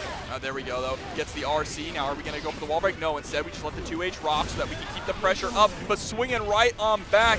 3 slashes and a moon. Put it on a t-shirt. There we go. Wolf Stomp getting caught up by the super there. Silver was just waiting after the during the block streak just to buffer it. Full stamina available, but no HP behind the back. That's the JS to put Silver on set point. And we have the right idea. Arrow tried to go for the close slash, just again, overextending a little too much. Woo, what a trade! You know, for whipping a DP, that's not the worst thing in the world, right? Here we go, pulled right back on in. Fully charged 5D. This time it is going to get blocked. Fool me once, shame on you. There's the parry. Oh, the big boot! We're just stepping on the beach, man. Sometimes you got to keep it simple. Some obvious strengths and weaknesses, but once she is in that jealous rage, she becomes unstoppable. And it looks like we're going straight into it here. Edic on the Abba, Snorb on the Leo White Fang. Straight into the action. I think she is definitely in a healthy state as far as, you know, being able to fight back. You tell another player, especially someone who's, you know, experienced against this Abba Demon matchup, they're like, healthy? No, she's toxic, bro. She is an absolute monster in the Jealous Rage. And we even think about some of these normal mode normals as well, right? Intertwine so good for that low crush. JD actually surprisingly good for the air stall as well. We are once again in. All we need is one more hit to deplete Snorb's HP. Never remember, the great equalizer is going to be that flash kick, right? We got to see it just a little bit here, so I'm curious if the answer to it is going to be even more Danzai. Because remember, Danzai armors through literally everything. Smart from Snorb, though, to wait for the Danzai to happen and send out the flash kick afterwards. Yeah, Mega Minus didn't want to spend the RC on it, but with 50 meter in the tank, didn't even need it for round number 1. All right, looking clean here, and still has full burst available in the tank. Snorb nearly there. Speed's about 25% more. So we're kind of sitting back, hanging out. Yeah, this gives you a lot of potential, right? Especially off of the parry, just going straight into the Jealous Rage after the mid-screen burst. Yeah, and we actually go for the backdash of the Danzai as well. This time it's for the overhead. Yeah, a little bit too spaced after the Danzai, but not spaced enough to avoid this DP punish. Now, no Jealous Rage in the tank. OTG intertwined, so much meter available, but tries to go for a whiff key grab.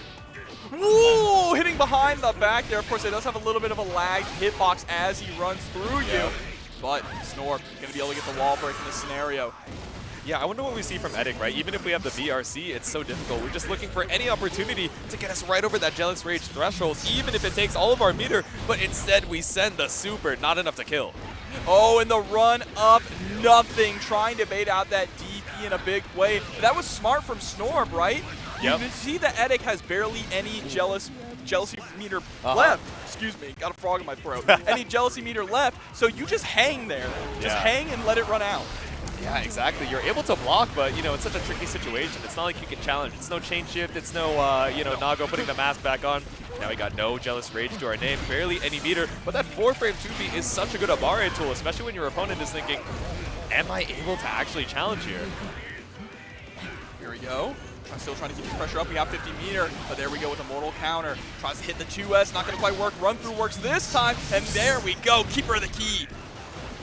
Send it back into the Jealous Rage. Once again, running up with the Danzai. It takes a lot of that Jealous Rage meter, but if you're able to low crush with the intertwine, that's game number 1 for Edik. I like that Edik immediately made the adjustment early on to do backdash after Danzai, recognizing the very first time that Snorb waited for Danzai before going for the flash kick, right? Yep. And so now that we've done that backdash a few times to bait out DP, we can go back in and be more aggressive. Exactly. Try and keep the pressure on even during your minus frames. The Fuzzy, the 9 million overhead, still forcing out the burst from Snorb, but he lost a lot of health doing it. Look at that 2K putting in so much work right now in this matchup. Oh no, whiff on the 2H there, just a little bit too early for your own good, but the launch after the intertwine, it's a clean round for Edik again. Yeah, threatening to go up 2-0 here in this scenario, still sitting on a healthy amount of burst, full gauge here. This is looking very familiar to what we saw in game number 1 at the moment, but Edik has been steadily gaining pace. Yeah, clean pickup for Edik off of the 2K2D.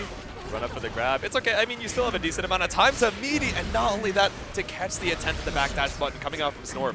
Yeah, and that wild assault too to close the gap and keep Snorb locked into the corner was so smart as we just build up that Jealous Rage. Yep.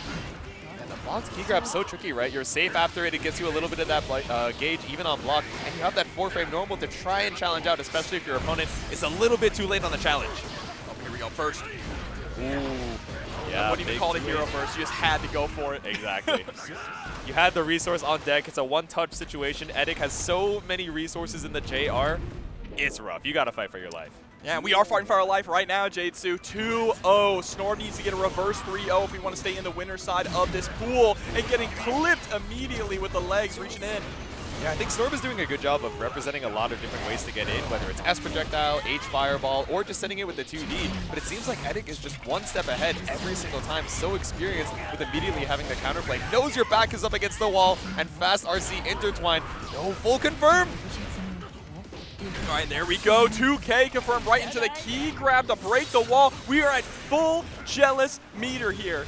Immediately sends out the homunculus. Yep.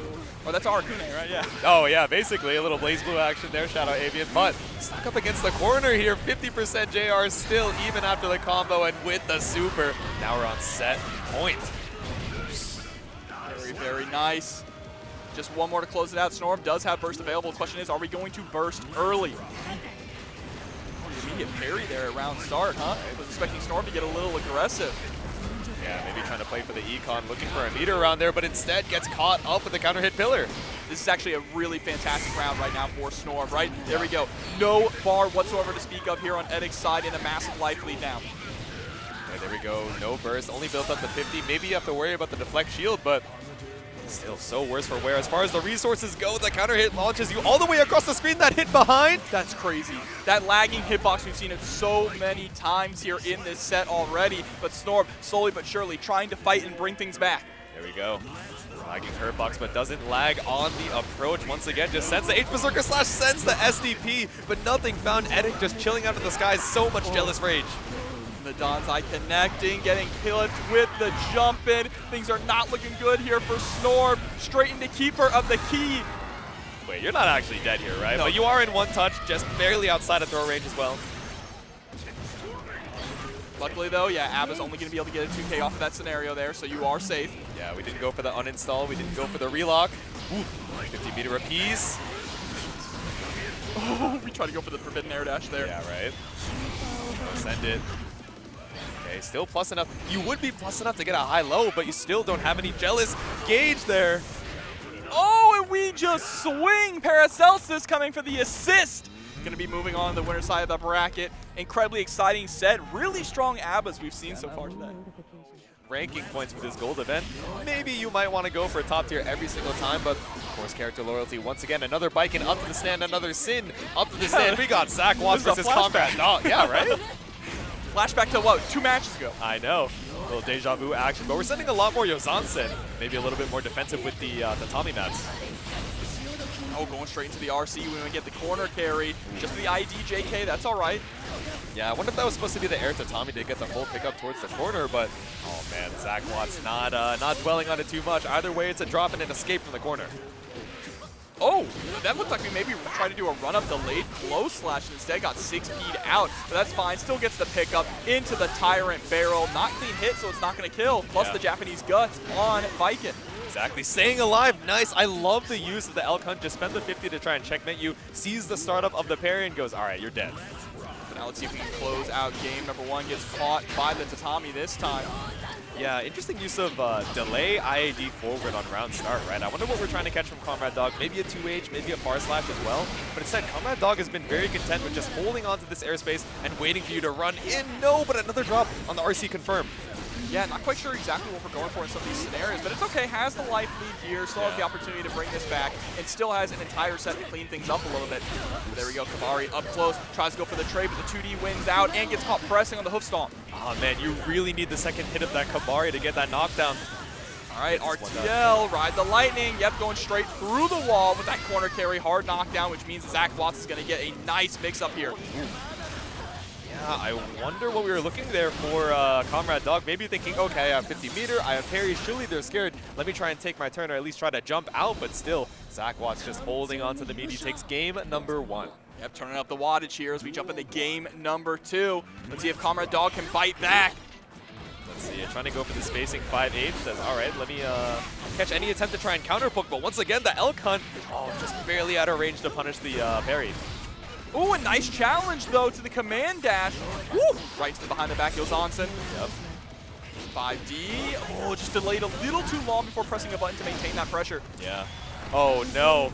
All I see is the walkback coming out from Zach Watts. No preemptive buttons here. What's the punish going to be, though?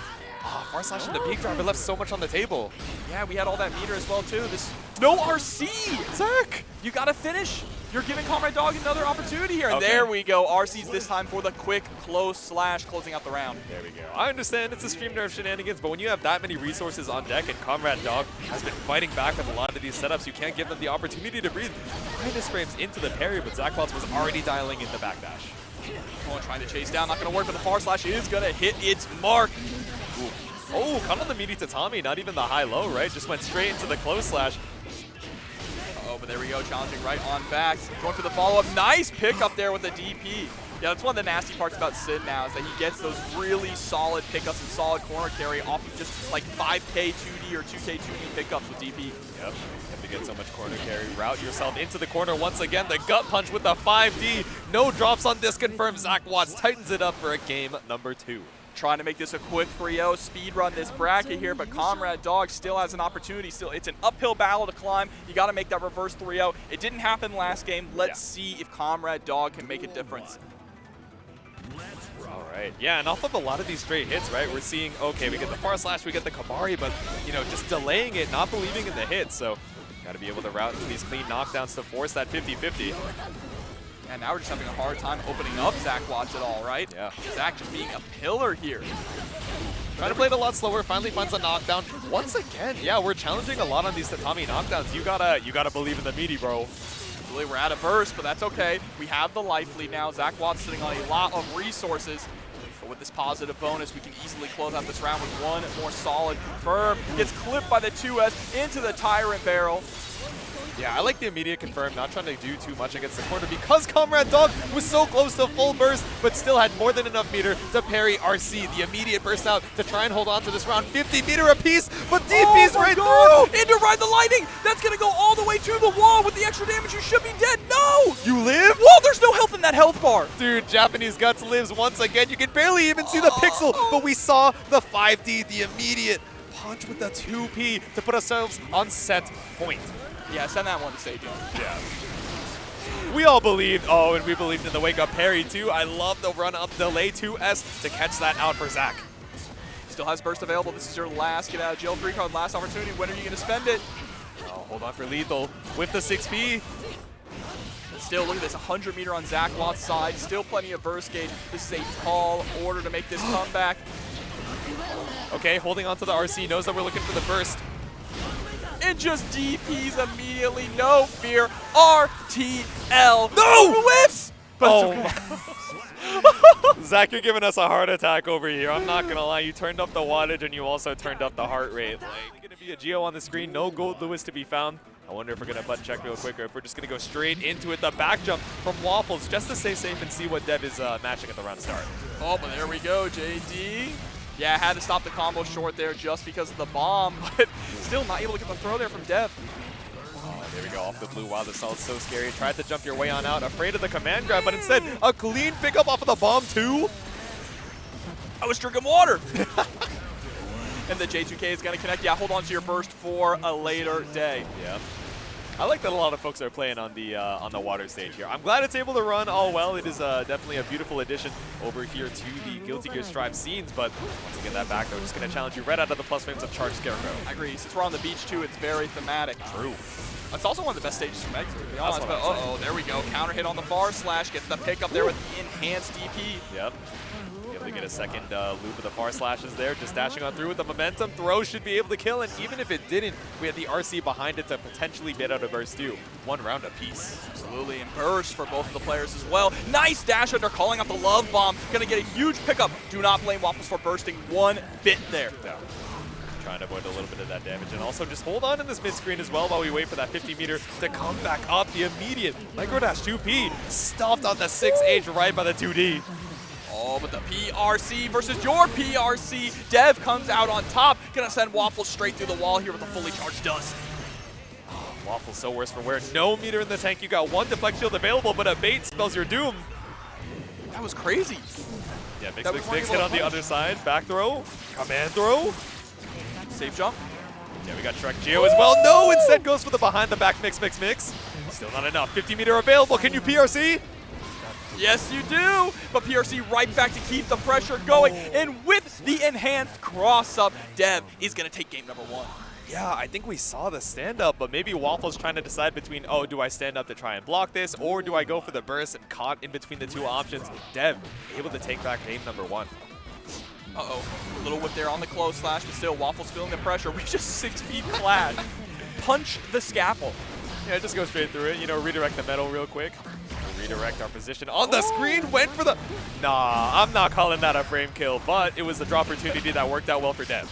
Yeah, just good reactions there with the air throw and taking to the skies to try and avoid the mix-up from the Scarecrow.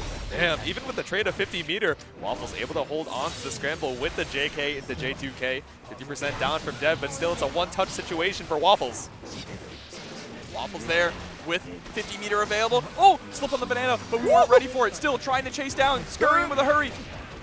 Little dash block action. I like the use of the flip kick just to avoid the bump, but you ran into it anyway. Waffles with a clean pickup, but it's not enough. Meteor's on the ground, but right past the meteor shower is Geo hitting you with the throw.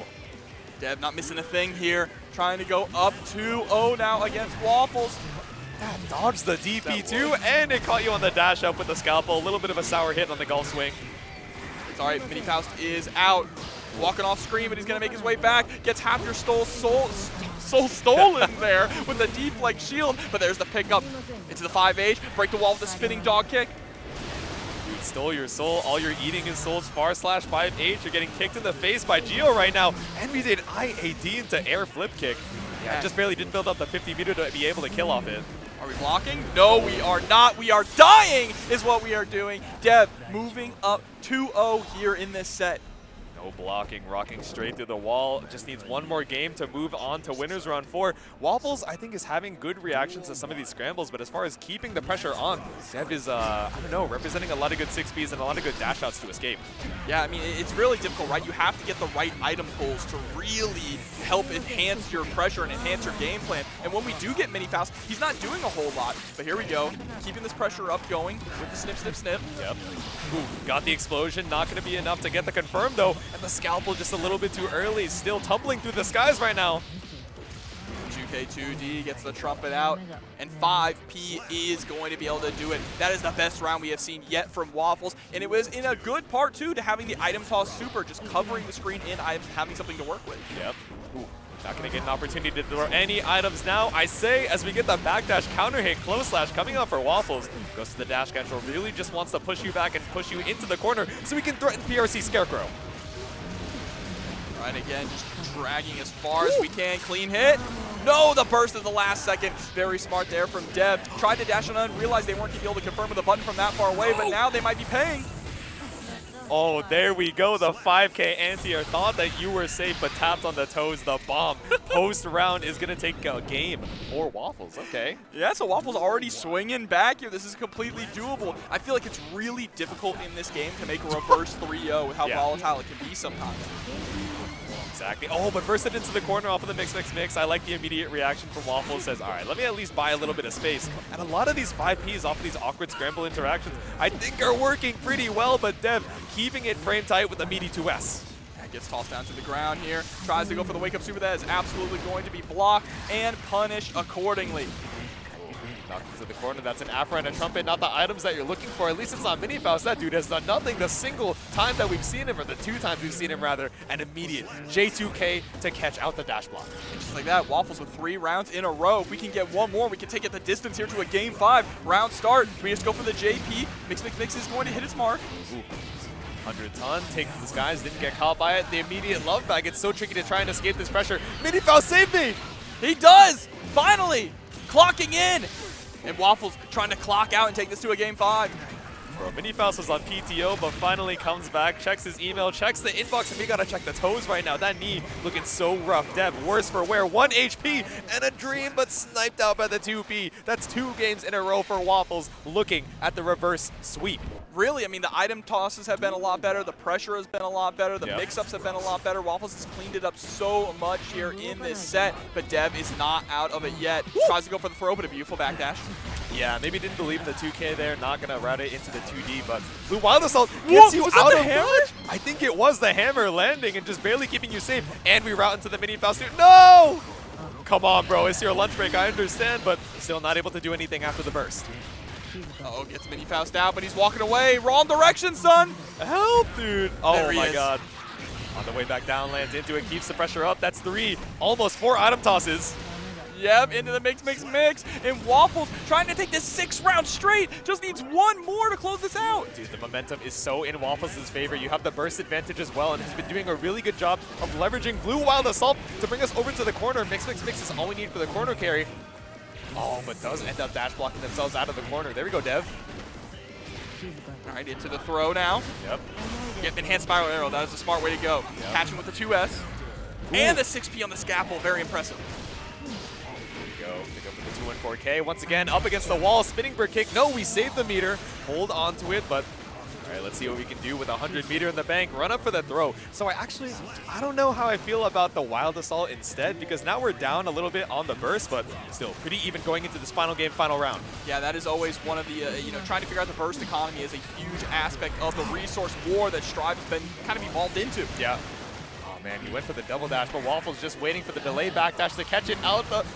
Oh, my God. I was really scared you were going to run into the banana. Double bombs out on the screen. No bombo, though.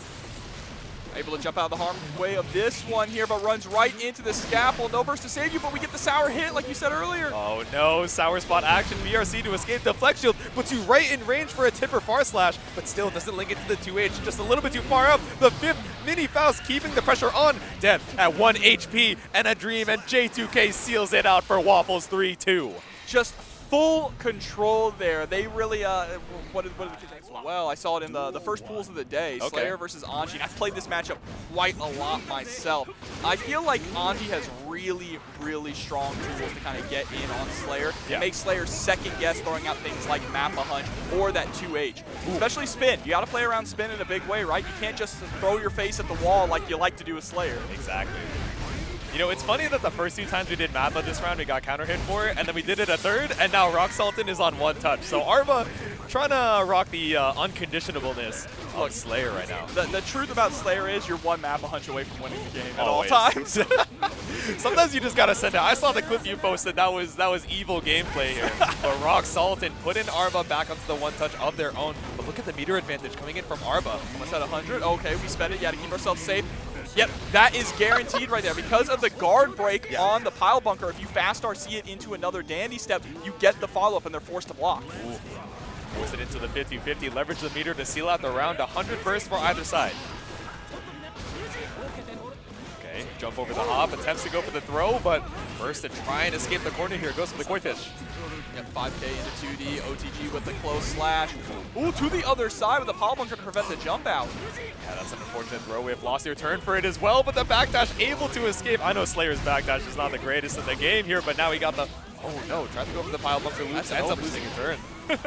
Backdash being an overstatement. One thing that I feel like a lot of Anji players need to be aware of too is that their close slash is active for 7 frames. Yeah. Slayer's backdash is only invincible frames 1 through 6. Oh, so okay, so a well-timed meaty should be able to catch it either way. Always meaty with close slash against Slayer because he can't backdash it. But doesn't matter when he's on the offense there. RC into another pile bunker, blow out the smoke and get game 1.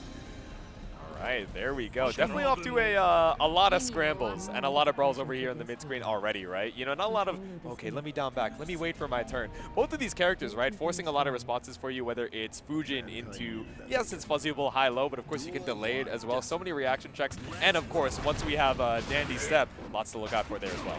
Yeah, trying to challenge Dandy Step is one of the hard parts about fighting Slayer, right? Because if you're going to try and press on reaction, you might get a whiff if he's going for K-Dandy. Yeah. Ooh. Alright, 2H tries to pull up into Dandy. And then jumping out puts you in a scenario where it's late will send you back down. Yep. But there's a very strong super parry coming out from GRUGCEL. Recognizing that, Arba is going to want to be incredibly aggressive here as a Slayer player. Yep, thanks for the meter. Hold this knockdown. Oh my god! What? You are a masher! We just did it? And sending it, it's like you said, Jobber, we are 1 Mappa Hunch away from trying to seal out the round. We're 1 touch away as well. A throw could kill. Right, but gonna get the pickup here. Trying to squeeze out as much damage as possible. Okay, strong in the defense coming out here from Arba. 100 meter, just had to make your way on in. Trying to hold on to the burst for next round.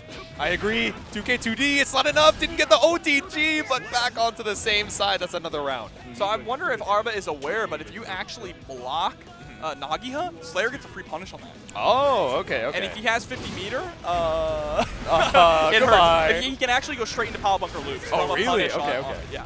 It's very, very strong, but we didn't see the punish there. Trying to go for the dandy step backwards to avoid the overhead. That's an interesting decision, but you're still going to get caught anyway thanks to the PRC. Yeah, had enough time to react there. Yeah, that is a bold way to try and challenge on the Fujin follow-ups here. A bold corner carry as well. Runs up, dash through for the meaty close slash.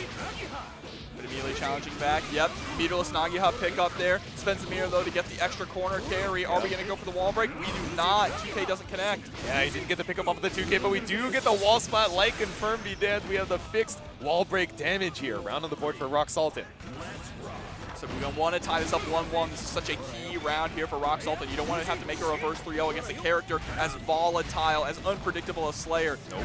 Double dash, but answers back with a close slash. Back on through, bounce off the wall with the JK, opts to try and keep it meaty with the bird, but nothing found. Arma fights back. Ooh, Hand of Doom! HOD, OMG, we're up against the wall once again. We're gonna cross back up to the same side. Oh, we are just getting run over right now. Trying to go for the deflect shield, but we committed to the Master's Hammer. Yep. Just enough time there. With vim and vigor on your cheek like fine whiskers, Lady of Leisure. So true, Sharon. So true. I don't think it was a bad idea to try and go for the deflect shield towards the end there, but because Arbo was so ahead in the resources, says, all right, I can twerk a little bit, you know, delay it and wait out the deflect shield. I know you don't want to have to hold the high-low, and I know you're banking on that 50 meter to save you, but still, we're 2 games up for Arbo. Just needs 1 more to move on to the next round. Here we go. Burst there from Arba, already about down to half health. Okay, tap on the dome, Rin, PRC. Yeah, this one's gonna hurt. Straight to the wall break. We don't spend any of our burst gauge there. Not going for the wild assault. Feels confident with this life lead. Okay. Trying to have a commanding victory. Going into round number 2, but immediately just sends the burst. Oh, go to the other side! What an answer! Recognizing that when you RC against Midare, you are forced to hold that. You are forced to hold the fish, but we have access to a cross through. That was genius from Arba. Set point now. Wait, Arbo might be kind of nasty with it. I'm not going to lie. They got caught out with the Midare earlier as well, even with the RC behind it, so to be able to adapt or remember the answer they've lagged before in the heat of the moment. So strong. Now they're on set point.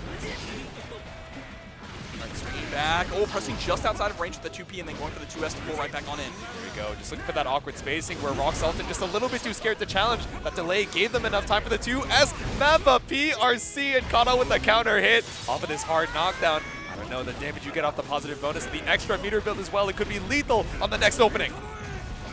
Oh, yep. Left, right, left, right. Gotta watch. Yeah, I love baby, this game. that's what I'm talking about. Woo! 1 Mappa hunch away in the Let's see it heading into game number 1, the immediate K-Denny. Yeah, trying to go for that Masters hammer. Not going to quite work out. Wow, 6P clash. Parry on the 2H. We are already starting off at a blistering pace here. Blistering pace, belligerent pressure, but finally able to escape the burst to try and get out of the corner, but Sogoboy having a rough time. And straight through the wall here with the 6H, still not enough to get the kill. Japanese Guts keeping Sogoboy alive. Ooh. 5K able to catch out an attempt at a dash normal, but still, we're just going to send it one more time. And there was something earlier that Razzo did. Off of the counter hit, Mappa went for 5P 6H, which was kind of nasty. Yeah. This is going to be nasty as well with the fully charged 5D. Those are more consistent routes than the behind-the-back pile bunker loops, right? Yeah. Those can be a little finicky depending on the starter. Ooh. And speaking of starters here, starting with the pile bunker. Yeah, clean starter immediately. We've already seen 2 blue bursts from Sogoboy just to try and escape this pressure. But Razzo looking for 1 more hit. The map that gets you so much screen space. 6P puts you right back into the corner, but we're challenging back, getting the counter hit. Woo! Oh! Okay. And we got the just block. Not only was it a drift backwards, but a just block to stay in range to punish the Ozanson with a throw. That is top-level stuff we're seeing here from Razzo. Now, that was sick because we have the slowdown of the PRC, which of course gives you the ability to assess the situation and then block. But with the slowdown, it can be pretty tricky to try and get that IB timing right afterwards, right? So clean work for game number 1, yeah. That is a very small margin for error. Oops. There we go, taking a bite out of Crime, but we wake up with a gold burst. Actually, a really smart idea. Not only do you get the bite buff off of Slayer, but you get all this extra meter. Yep. Ooh. Double close slash, just trying to bring you right back down to the ground. Even if we didn't get the hit, we cranked the risk so much, and we're able to kill off it too. We're cranking that Sogoboy right now, all right? We're cranking the damage, all right, and we are immediately sending it. Once again, the K-Dandy, but Pile Bunker on block. Sogoboy stunned. I mean, we've been hit with so many pile bunkers at this point, it was probably just like frozen in place, right? Yep. Deer and headlights. Just thinking it was going to hit again, but this 2H all the time in the world to confirm off the counter hit. There we go. No. Okay, yeah, that was going to keep going. Keep going until we broke the wall there. But now Sogoboy swinging on back, getting the JD. Too far away from the tatami, and we swing. Oh, Razzo, do it. There it is, last horizon. Send it for the 100 meter, the beach that keeps you young, the super that seals out game number 2. Razzo with a commanding lead. Punched around the earth. Now where's my wife? Hope you'll excuse me, I have a wife at home to get to, but we also have a game at number 3. Sogoboy, can we put 1 on the board? We have some clean confirms over in the mid screen, but a lot of times Razzo is playing so well to the retreating movement that's catching out Sogoboy's approach. And I love the patience here, too, on defense, right? To play Slayer, you have to have really solid defense. Yeah, there aren't really a lot of defensive options baked into your kit. You just have to hold it in a lot of situations, but Razzo making Sogoboy hold it up against the wall. That's BWA for the hard knockdown. Oh, yeah, trying to close the gap there to go for the bite. Nice with the BRC into the jump to avoid it altogether. But Razzo, we have not... Once again, it was the last horizon before. It's the last horizon again. One more time straight through the glass to put us on set point. Wow, 2 last horizons in a row in 2 rounds. Razo looking to close this out. One of the best Slayers I've seen, honestly, at this point in Stride. Surely there's no way we make it to 3, right? 3rd horizon, counter hit 2. This is going to do a grip. It's like the Final Fantasy, you know? Oh, God. It's never the last one. Yeah, Final Fantasy 15, 16, 17, last horizon, but the first parry that finally lands here for Sogo Boy. That's a burst out from Razo, and so much corner carry off of the mappa. And we haven't spent any meter, you know? Oh, no! I know what you're about, Razo. We're looking for it, Razo! Razo playing with the flip. No! Gets the tether confirmed! It's the 3rd last horizon for the 3! Oh! You're nasty! You're nasty! Disgusting! Rude! Incredible! Incredible! We can't keep letting her get away with this, man. Versus Oki for, once again, winter semis. All right, yeah, we're going to be taking to the skies a lot, of course, with Mei. Air superiority, the air dominance there with her disjointed hitboxes. Ooh. Yeah, we're playing fast and loose with the splits right now, trying to see if Adyune is looking for the challenge. Finally able to put a succubus on the screen, but Wild Assault keeps the pressure on. Yeah, what's hard about this is Testament needs to control the flow of the matchup, right? And Oki is making that really difficult already. Yeah. Not only with RCs that we just saw with the Dolphin, but going up to the skies a lot. All right, Adyune, you are seeing the finish screen. I'm not going to lie to you. That was a clean confirm from Oki, the air-to-air for the slash. All right, pretty even on the meter situation as well, but Oki just doing such a good job of pushing Adyune into the corner where, yes, you have a lot of range to try and challenge at these awkward situations, but, you know, so many of these spacing traps coming out from Mei just make it so difficult to try and leave. Yeah, now you're about to get sent through the wall again. Positive bonus, Free Willy. Wait, Oki going kind of crazy right now. I'm not going to lie. We got some good Oki here with a hard knockdown. Burst available for Adyune, so we're going to spend it to buy ourselves a little bit of space. Succubus with the TP, but Oki looking for the catch. Again, with the up Dolphin going in, just blowing through all this pressure or all the set play that Adyune is trying to go for here and controlling the screen space. But there we go. We get a hit. Tries to go for a cross-up. Not going to work. Unfortunately, had to spend that meter to stay safe. Yeah. Throw RC, 50 meter down, meter penalty as well. So Oki can try and put 50 on the board before Adyune does. That's a negative penalty with the threat, but the Succubus TP. Yeah, one more touch is all we need. Fast RC into the low, and there we go. 2S is going to hit its mark. One of the issues that we're seeing here, at least for Adyune, is Adyune's not getting any breathing room or any space to set up the Grave Reapers, right? Yes. Constantly, Oki is going for up Dolphin right over them. Yep. So there's the fear of, from full screen, do I send out the Grave Reaper to cover the ground Dolphin, or do I send the upwards Grave Reaper to cover the up Dolphin? Yep. And now I'm liking the immediate challenge, right? 6B, of course, from Testament, just a really good button in general, but so many of these ways where Oki is trying to threaten, oh, am I pulling up with the ground Dolphin? Am I pulling up with the up Dolphin? I think 6B to, you know, get a little bit better on the option coverage is definitely pretty good, and especially when it hits counter. Skies. Swinging on through with the 5S, but no, 6B not going to find its mark here. 50 meter apiece, tries to escape with the super jump FD. Yep, there we go. Meaty Grave Reaper able to get the double overhead there, connecting, but the burst is going to come out. Yeah, we didn't have enough time to PRC the super. Either way, but you forgot the Succubi do not disappear on the burst. Evil, evil. Adyune puts a round on the board. Looking so strong here right now. Yep. All right, full charge on the Grave Reaper. Just keeps the Succubus right behind you.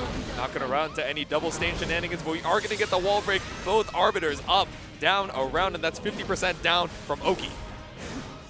Look at this, just trying to play out with the 5H, best 6B in the game, hitting its mark. Adyune now sitting at 100 meter here. We're probably going to send the Succubi supers whenever we can. Ooh, yeah, big whiff on the 2H off of the split. Oki, clean bait on the attempt to cover the ground. Oh, but there we go, big chomp. Just trying to swing back. That is 100 meter right there. Yep. But we've been able to slow things down now, and the slower that the match gets, the better it's going to be for Adyune. Yes, I love the backwalk coming out from Oki, able to avoid the Arbiter sign. Still holding on strong. It's one touch apiece, no meter to either side, so Adyune holds on for one more with the burst.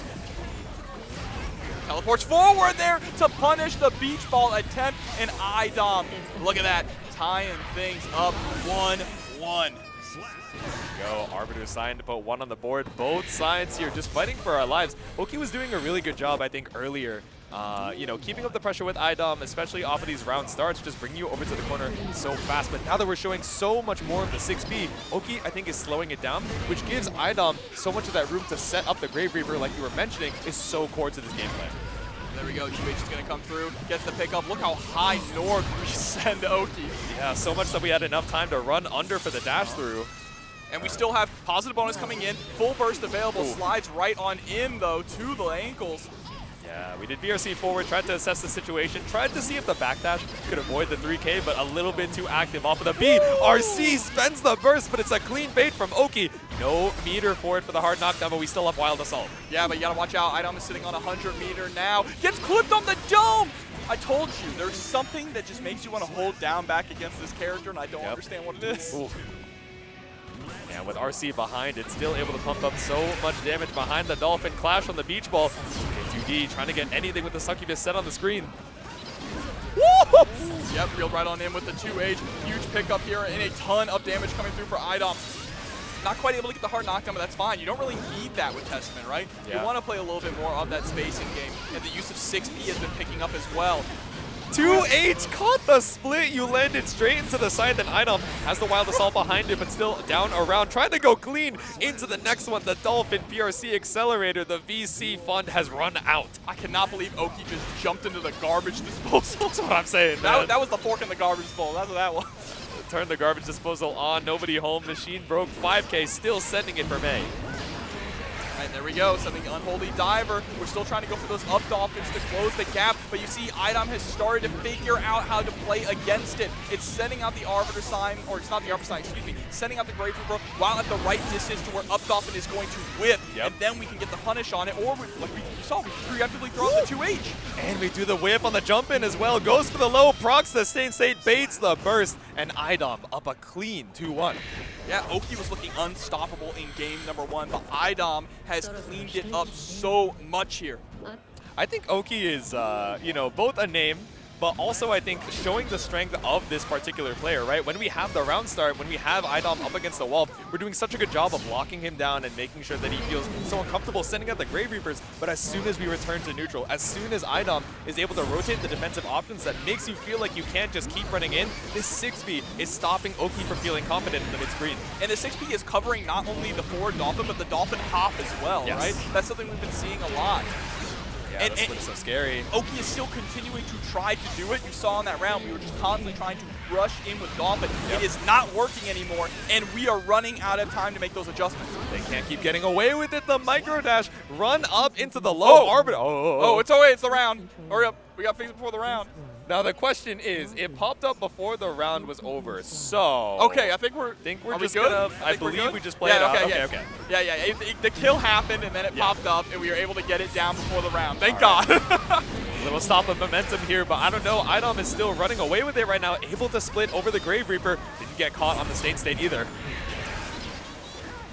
That is the best PlayStation button press. That's what I'm saying. It was perfectly timed right before the kill. Perfectly timed on the air. The air just jumping in with the JH. JD just caught up against the wall. The Succubi should be able to kill with the Arbiter sign. We break the glass, and that is the 3-1 for Idom to move on to winners finals of the pool.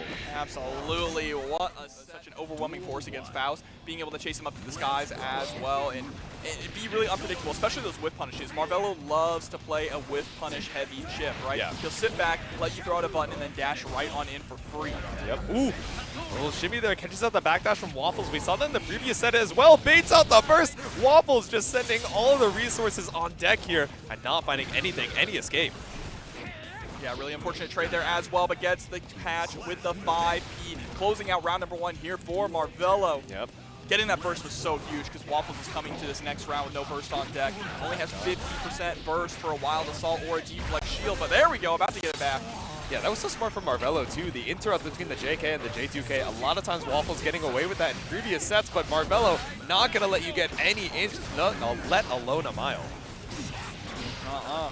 Not at all, but here we go. Snip, snip, snip coming through from Waffles. We just CP, no safe jump. Yeah, got to test the safe jumps eventually. Knows that the nerves are high here. Up against the wall, send the Wild Assault. You're looking for that final kill. Chip could do it too. lock down with the Gamma Blade to make sure you can't go anywhere, and then go right on in. Got caught not holding FD. Yep. That's how it goes. You had meter in the bank, but I can't believe he still has the Afro. Man. He got that like 20 seconds ago. But it's because we had the super, because we had all the wall break animation, just stayed on for so long. But the bomb just staying right behind you, especially with the blue Wild Assault set mini Faust on the screen. The bomb actually OTG'd there too. Did a nice respectable chunk of damage to Marvello. Ooh. A little bit too early, still stuck in the block stun. BRC Scarecrow into the command grab, not going to work out here. Right to Uzumaki Barrage, you better believe it. Hard knockdown here for Marvello. Are we going to do Gamma Blade again just to lock down? No, instead we just go for the dash and air dash. Yep, ended up same side, threatening the left-right. Just wait out the bomb. He said, let me stretch my hands real quick. RSI be damned, 100 ton be damned. Coming in from the top row, PRC Scarecrow, 2K on the other side. What a pickup on the tumble. Bro, what is this confirmed? That is so sick. Bro, you are so oomphy-coated with the tumbler right now. One touch for Marvello to put himself up game 2, or another round on the board rather, early on the 6P, and still gets slammed with the 6H. Help me, dude. Help! Help! Hey guys, what's up? Back again with another 9-moon Steam kill. Help! Help! Oh, but nice backdash there on the blue Wild Assault attempt. OTG cross to the other side with the air FD break. Ooh, oh, I thought that was going to cross up, but instead not going to, go for putting yourself into the corner. Still got BRC to keep the pressure on post Rekka as well. Spend all the resources to get them right back with the positive bonus. Again with the FD cross up, and Marvello looking to try and make this 2-0. Just needs one more round. Waffle's so close to getting burst back, so that's going to play a factor in here. How early are we going to burst? No! We use it offensively. Oh, yeah, guard crush straight into the mix. No drop the safe jump this time. Tries to go for the backdash. A nice catch by Waffles, but no confirm off it. This harassment with the pressure there, too. But sometimes it's so hard for Faust to get items out because of how fast Chip can move. Ooh, send it a clean explosion here. JK, J2K, still not enough to kill. Send the donut just to top it off on the HP bar. Here we go now. Marvello starting to heat up that engine. Get the ball rolling. Gonna get the knockdown here with the Wild Assault. Might as well spend it. Next hit is gonna kill you anyway. What do we do? BRC backdash. Do we look for a bold super here? You had the life lead, but all the damage just pumped out off the positive bonus. You don't build up the burst, and the Uzumaki Barrage puts game 2 on the board for Marvello. That is insane. That super never kills. That's what I'm saying. And able to get the wall splat. Waffles was so close to getting burst back, but it was just the final hit. Got splat on the wall and locked out of it. Yeah, potentially the last stand for Waffles right now. Once again, BWA going for the strike option this time because we've shown the mix, but yeah, the hit rate on it not looking too good, especially when you're running up just a little bit too early on your minus frames. Oh, the YRC being blown up by the minions. Deflect shield, no, but we saw it from Marvello, not going to overextend, but still gets caught out. All right, again, look at this. We're just trying to find the right opportunity to go in for a whiff punish. Gets a little bit of a 5B punish there, but not a whole lot. Yeah. Still a good amount of health on the board for Waffles, but that's what I said when we had the Uzumaki Barrage lethal earlier. Now it's rough. Hard knockdown, about to build up enough for a Wild Assault on Marvello's side too. Waffles does have one more get out of jail free card. Goes for the leaf grab. Ooh. 6K! Nah, that's nasty, bro. You're pulling that out now in the final game right after the leaf grab.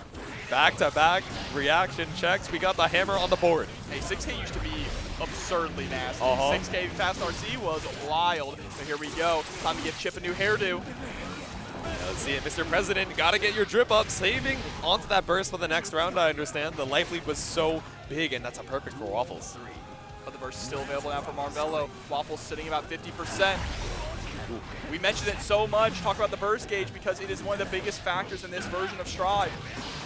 Damn it, the Blue Wild Assault, they cranked up so much risk, but we ran up, tap on the toes with a 2K. The respect allowed Marvello not only to drain that risk gauge, but finds a 50% combo from Waffles as well. Stays same side this time, not going for the mix-up.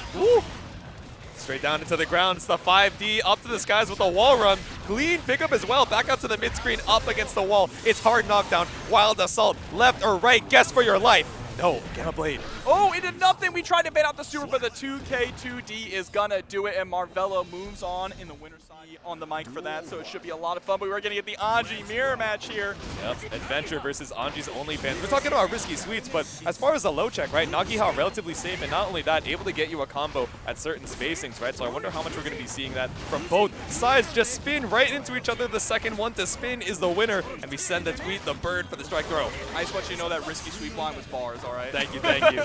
But here we go, getting caught by the butterfly here. Woo. Setting up the fan again, just trying to lock down in the corner, harassing with the 2P. Okay. And stealing turn after turn here. Anji's OnlyFans can't seem to escape. No. Okay, caught on the dome with the Rin. Do you go for plus frames here? No, pick up into the knockout. Clean hit confirm from Adventure into the launcher, and we send the fan straight through the glass. But Anji too strong for his own good. Can't kill the mirror just yet. No, but we see that one touch. Wakes up with the reversal. Yep. Super, the parry. Oops. Can we turn things around here now? Yeah, burst still available for Anji's OnlyFans, but does find a counter hit on the jump in. 100 meter available for Adventure. I like the tap on the toes with the 2P. 50 meter available. Oh! Scooped out of the skies. That was such a close round there, but Adventure is able to close it out. Now we're trying to take game number one. There's the Midare. Keep you knocked down with the koi fish. Got it, that's Amore, but I'm sure you don't love being stuck in this corner once again. Oh no, I was gonna say safe on the Nagiha, but you're still a little bit too close, right? Adventure was right up on you once you started that block string to try and escape. The gold burst does not get punished by the Adventure trying to cash out a little too much on that baited out burst. Yeah, that was a huge scramble there in the corner, but Adventure absolutely coming out on top. Gets a counter hit on the 2S. She'll be able to get the kill here with the super. Put the fans together, summon the sun. There we go. The fans to put Anji's OnlyFans down one game here, but still we have the rest of the first to three as well. He a fan, right? Mm-hmm. Two in each hand, headed into game number two. Once again, we're seeing a lot of just sending the raw Fujins here, right? Anji's OnlyFans trying to, you know, scramble a little bit out of the corner, but once again, just caught out by the 5H. The attempt to IAD brings you right back in and down a burst too. Yeah, 5H is so good for that, right? The spacing on it is incredible, and it hits on both sides. So in some cases, if you do get over to the other side, you can still be sniped out of the skies. Exactly, yeah. The IAD definitely scary way to try and escape. I like the IAD back to try and, you know, trip up the pressure from Adventure. Still thrown back out to the mid screen. Had some meter behind him, but didn't even need it. We got 5H OTG. And now, here we go. Adventure trying to run away with this. The snowball's starting to build. Ooh, may I have this dance? We're spinning on through. We're dancing. We're looking for the guard point. Send the tweet, but the bird lost the time here. Wild Assault pickup here for AOF. Oh, going back to the other side. I love it. Straight to the overhead. RC. Take you all the way to the corner, but we're not going to break the wall. Instead, we want to get one more mix-up in. Empty Fujin trying to take our turns back. A little bit too greedy. Takes to the skies with the fan, but no, instead, JK brings us all the way over to that East Coast. Through, and there we go. Nagiha coming through to get the pickup. Adventure sitting on a lot of meter here, but we also go for the reset. I think a lot of Anjis are going to be doing that, right? Go for the butterfly, set the reset so you can squeeze out extra damage just like this, especially against a character with as high guts as Anji. And that cross under into the super was clean as well, I'm not gonna lie. We have a burst available for AOF, but once again baited in the high skies. Adventure, no rush to catch you on the way back down. Had to spend the burst eventually, but now it's 2-0. See, that's not a Canadian flag, that's an American flag, so they must be in either Seattle or New York. That's what I'm saying, you gotta be up north. With a burst that high up, double scoops. Don't make it three. All right, the first gold burst to land. We'll take it. Positive bonus available this early. Yeah, now we got to make something work with it here. Adventure, though, this snowball is growing bigger and bigger.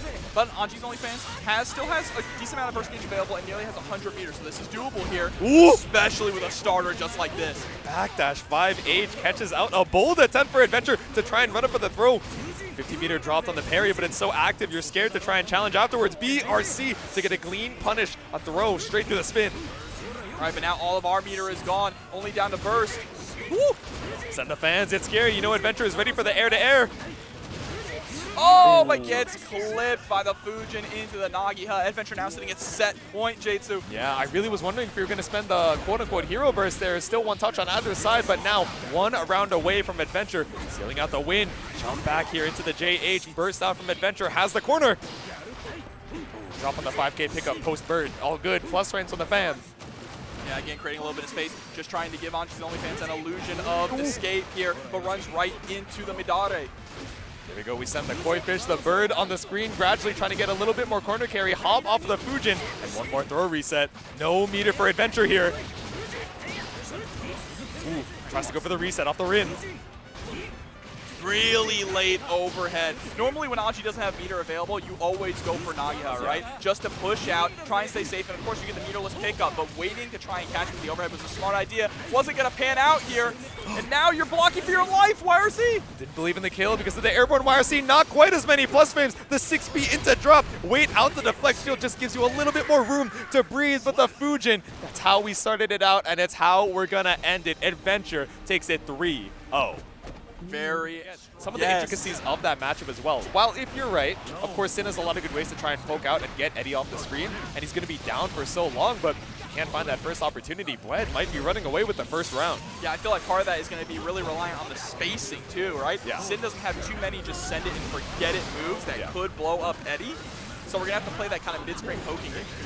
Yeah, exactly. You have Elkhunt to try and make your way in, but especially running into a drill, running into a pose, it could be very scary, especially when Red seems to have a really good control of the Eddie gauge right now, but not a great control, just whipping the 2H and resetting into Damn Fang. Yeah, and you mentioned that, right? Being trying to approach on the ground with the Elkhunt is difficult, because not only did we see the drill, we saw a pose, we also saw Invite Hell. We threw out everything that covered the ground to make sure Sin could not approach. Exactly, and now we're seeing Zach taking more to the skies, and as soon, Bled already ready for the adaptation says, I know you're thinking the ground is not safe, you're taking to the skies, let me bring you back down with the frog. Oh, but here we go. Just implementing a lot of the throw and the strike throw game into the Tyrant Rave. Not enough to get the kill here, but the hard knockdown is good. And then 6K, watch your ankles. There we go, Jobber, I can't look. I remember the last time we saw Sin on the screen, a lot of times we were just seeing the hoof stomp, only showing the highs, but immediately showing the 6K says, no, you gotta watch your toes. This command normal, still gonna be scary, especially at that 1 HP. There we go. Invite Hell again. Timber, Invite Hell catches you out, and Frog gets a good amount of corner carry. Do we go for the unsummon? No, we try and cash out to build up the 50, but the immediate burst out knocks out Eddie for a good while. Yeah, what really matters here, what really sets all the Zato players apart, the best from the best, is the ones that have really potent Eddie-less offense, which you do see sometimes some of these really strong Zato players. Yeah. Sometimes you got to be greedy. You got to take that turn, even with one of the lowest HP pools and defense modifiers in the game. Still got to be greedy to buy some time for your little buddy. But still, Eddie's so far away from being summoned back to the screen. You have a full burst gauge. What are you going to make of it against the 100 meter? Woo! A backdash is what we're going to do here. Summons Eddie, goes for the empty jump into the close slash here. Ooh. Same side, ended up jumping. I was wondering if the 5D would anti-air, but the whiff 5P post Wild Assault takes game number 1 for Zach Watts. That was kind of nasty there from Zach Watts too, checking the reactions of Bled. Yep. All right, maybe the game plan is still baking a little bit here. Whip the JP on top, but now immediately gets sniped out. That's a full burst from Bled. Does not want to give Zach Watts any opportunity to push you to the corner. Yeah, we're not doing terrible here for Bled. It's just that most of the time we don't have little Eddie on screen, which means we can't convert into that big damage. So when Zach is able to guess right and gets those hits, the damage discrepancy is just too much. Exactly. Full stamina, 50% meter available. Tried to go for a reset there, but no, Bled accidentally whiffing the air throw. Maybe trying to go for a frame kill setup, but either way, the only thing dead is Eddie. Again, trying to go for that run up 5P, not going to quite work. Sending out Eddie, just constantly going for the poke over and over. Finally sends out the applause, but Zach Watts with the burst gets caught on the 2D. Oh my god, the Invite Hell was so meaty. Bled thought it was going to be the whip. Again, that's that matchup inexperience that we're getting from not seeing too many Zatos these days. Run up for the 5D, but no confirm off of the negative edge Frog. It's okay. We have BWA to stabilize the situation. All right, all right. Things are looking a lot better now here for Bled. We're starting to turn on the engine. Revving it up, but once again, stuck up in the corner. Good block on the 6K, just chilling with the down back. Dashing up 2S to get the pickup. Send in Eddie for the oppose. Yeah, I like that choice at the end of the Eddie gauge anyway. You're committing. You don't want to look for the unsummon and give up your turn, but Zach Watts still going to fight his way back on out here. Back up against the corner, but we got 5P RC. And that's what I mean. That interaction you just saw that confirmed that Zach Watts got, it had so much damage and so much corner carry, and guess what? He just gets to keep doing it, right? Yep. Ooh. Even off the whip DP, we tried to go for the breaking the law, but instead it made it so you couldn't get the full punish on the airborne hit. Catching the backdash there with the close slash. No! Oh, we tried to go for the guillotine 6K, not going to quite work. DP goes for the follow-up into the RC. Bled, of course, going to hold on to the burst there. Doesn't want to be a hero. Yep. Wed holding on strong. Yeah, the drop on that 2S there was crucial. Needed to get that corner carry and also stall out for Eddie a little bit, but looking rough. As we go, Send the opposed, tries to go for the JH on the way down, but all you found was the guard point. Right, 2K2D tries to go for a safe jump, but just gets tossed out of the way there by Zach. Yeah, the Eddie-less pressure looking rough right now from Wed. We were able to get 2 hits before Zach was even able to get 1, but it's exactly like you said. This damage differential, especially when Eddie is down, makes it so rough to try and hold on to that momentum. 5H into Pierce. Gets the leap, but the second leap isn't able to connect. Full burst kills Eddie. That is huge. Woo! Tried to run up on that throw. You had full belief and off the fast RC. All the momentum to escape the corner, but it's not enough to kill. So Wed, with 50% still available, send the Amorphous. It's chomping time, and it's a game 1 for Wed. That's 1 apiece. I was shocked that we did not see with that 100 meter, instead of just running in, I thought we were just going to do sword. Yeah. Just do sword to get Eddie in there and get Eddie to run the pressure, then you have that 50 meter to back you up for whatever mix-up. Exactly. But believe in the kill. Wed optimized there to tie up the game. And an immediate Wild Assault pushes you over to the corner here for Zach Watts. Oh, but little Eddie gets sniped out before he can leap. Yeah, we're really fighting for corner carry here off of the knockdown. Even with the close slash, OTG still has so much room to maneuver up against the wall. Oh, that 4-2S. Just getting sniped out by Beak Driver, yeah. Okay, went over Beak Driver, but still not fast enough to punish. Finds a counter hit 5H. Again, the Frog not able to get the second hit. The spacing is just a little too far off, but it doesn't look like it's going to matter. Going to go straight into the sword, break the wall, get the knockdown. Time to go straight into Pierce. Go sword in the stone. Pierce, clap loops. No, we're just going to walk up with the drill and immediate YRC on the high. But the 2P action to stop you in your tracks. No cheeky resets here for a back throw. 2P RC, that's Zato's reversal. Exactly, yeah. It's not a DP, but, you know, Zato players will still treat it like that. You know, it's honest. Might as well send it. Any opportunity to try and escape the pressure here. 5D launch into the Frog, but now Eddie down for the count. Immediate invite hell. And then scooped. The Sharknado coming through, slam straight down to the ground. Things are looking good for Bled. 2 command grabs in a row. Are we going to RC this one? We do not. Sharknado on the beach, an absolute riptide of pressure right now, but 50 meter available. What are we going to make of it? Meaty 6K, but Bled just holding on to that down back. Wake up, Dan Fang after the YRC plus $1 million, and we send it. If 2 works, let's make it 3. I know that's 2 games on the board for Bled. Bled looking to send Zach Watts to the Shadow Realm here. Just 1 more game. But here we go, 2K2D coming through. Immediately goes for the meaty hoof stomp, reset into the throw. Nice chunk of damage with that sequence.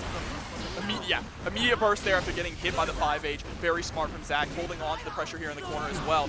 Woo! Okay, finally finds a hit on the extended hurt box of Beak Driver, but again, still too far to get a clean knockdown. So much Eddie gauge in the bank right now, and enough meter for the Sword Super 2. Ooh, unsummon Amorphous though. We are optimizing for the damage and still keeping our Eddie gauge clean. And then the Pierce, of course. Ooh. 2P, no Eddie to your name. This is actually really scary. No RC spent either. But there's the burst coming on out. Sitting on 100 meter above these players. Oh my God, oppose it to 2H. We've gone 2 years back in time. That's what I'm saying, man. It's like we're back in Season 1. That's unfortunate for Zach. We had a couple opportunities to bait out that burst and keep that pressure on with 100 meter in the bank, but dying with it. It's not going to follow you to that next round. Immediate burst to try and stabilize the momentum, but 6B out from Bled. We set the Drunkard Shade right behind. 2S poking at max range, just stopping Zach Watts from getting anything done. Yes. There's the command grab again. Little Eddie is back. We have nearly 100 meter. This is looking good for Bled. One more touch and we can close this out. Zato bros, it was never over. One more touch should be it. The invite hell PRC. Bled moves on. 3-1 over Zach Watts. Zato staying alive. Zato showing up and winning. And you know what? If we're doing a patch that's going to buff the lesser characters, we might be seeing some more Zato very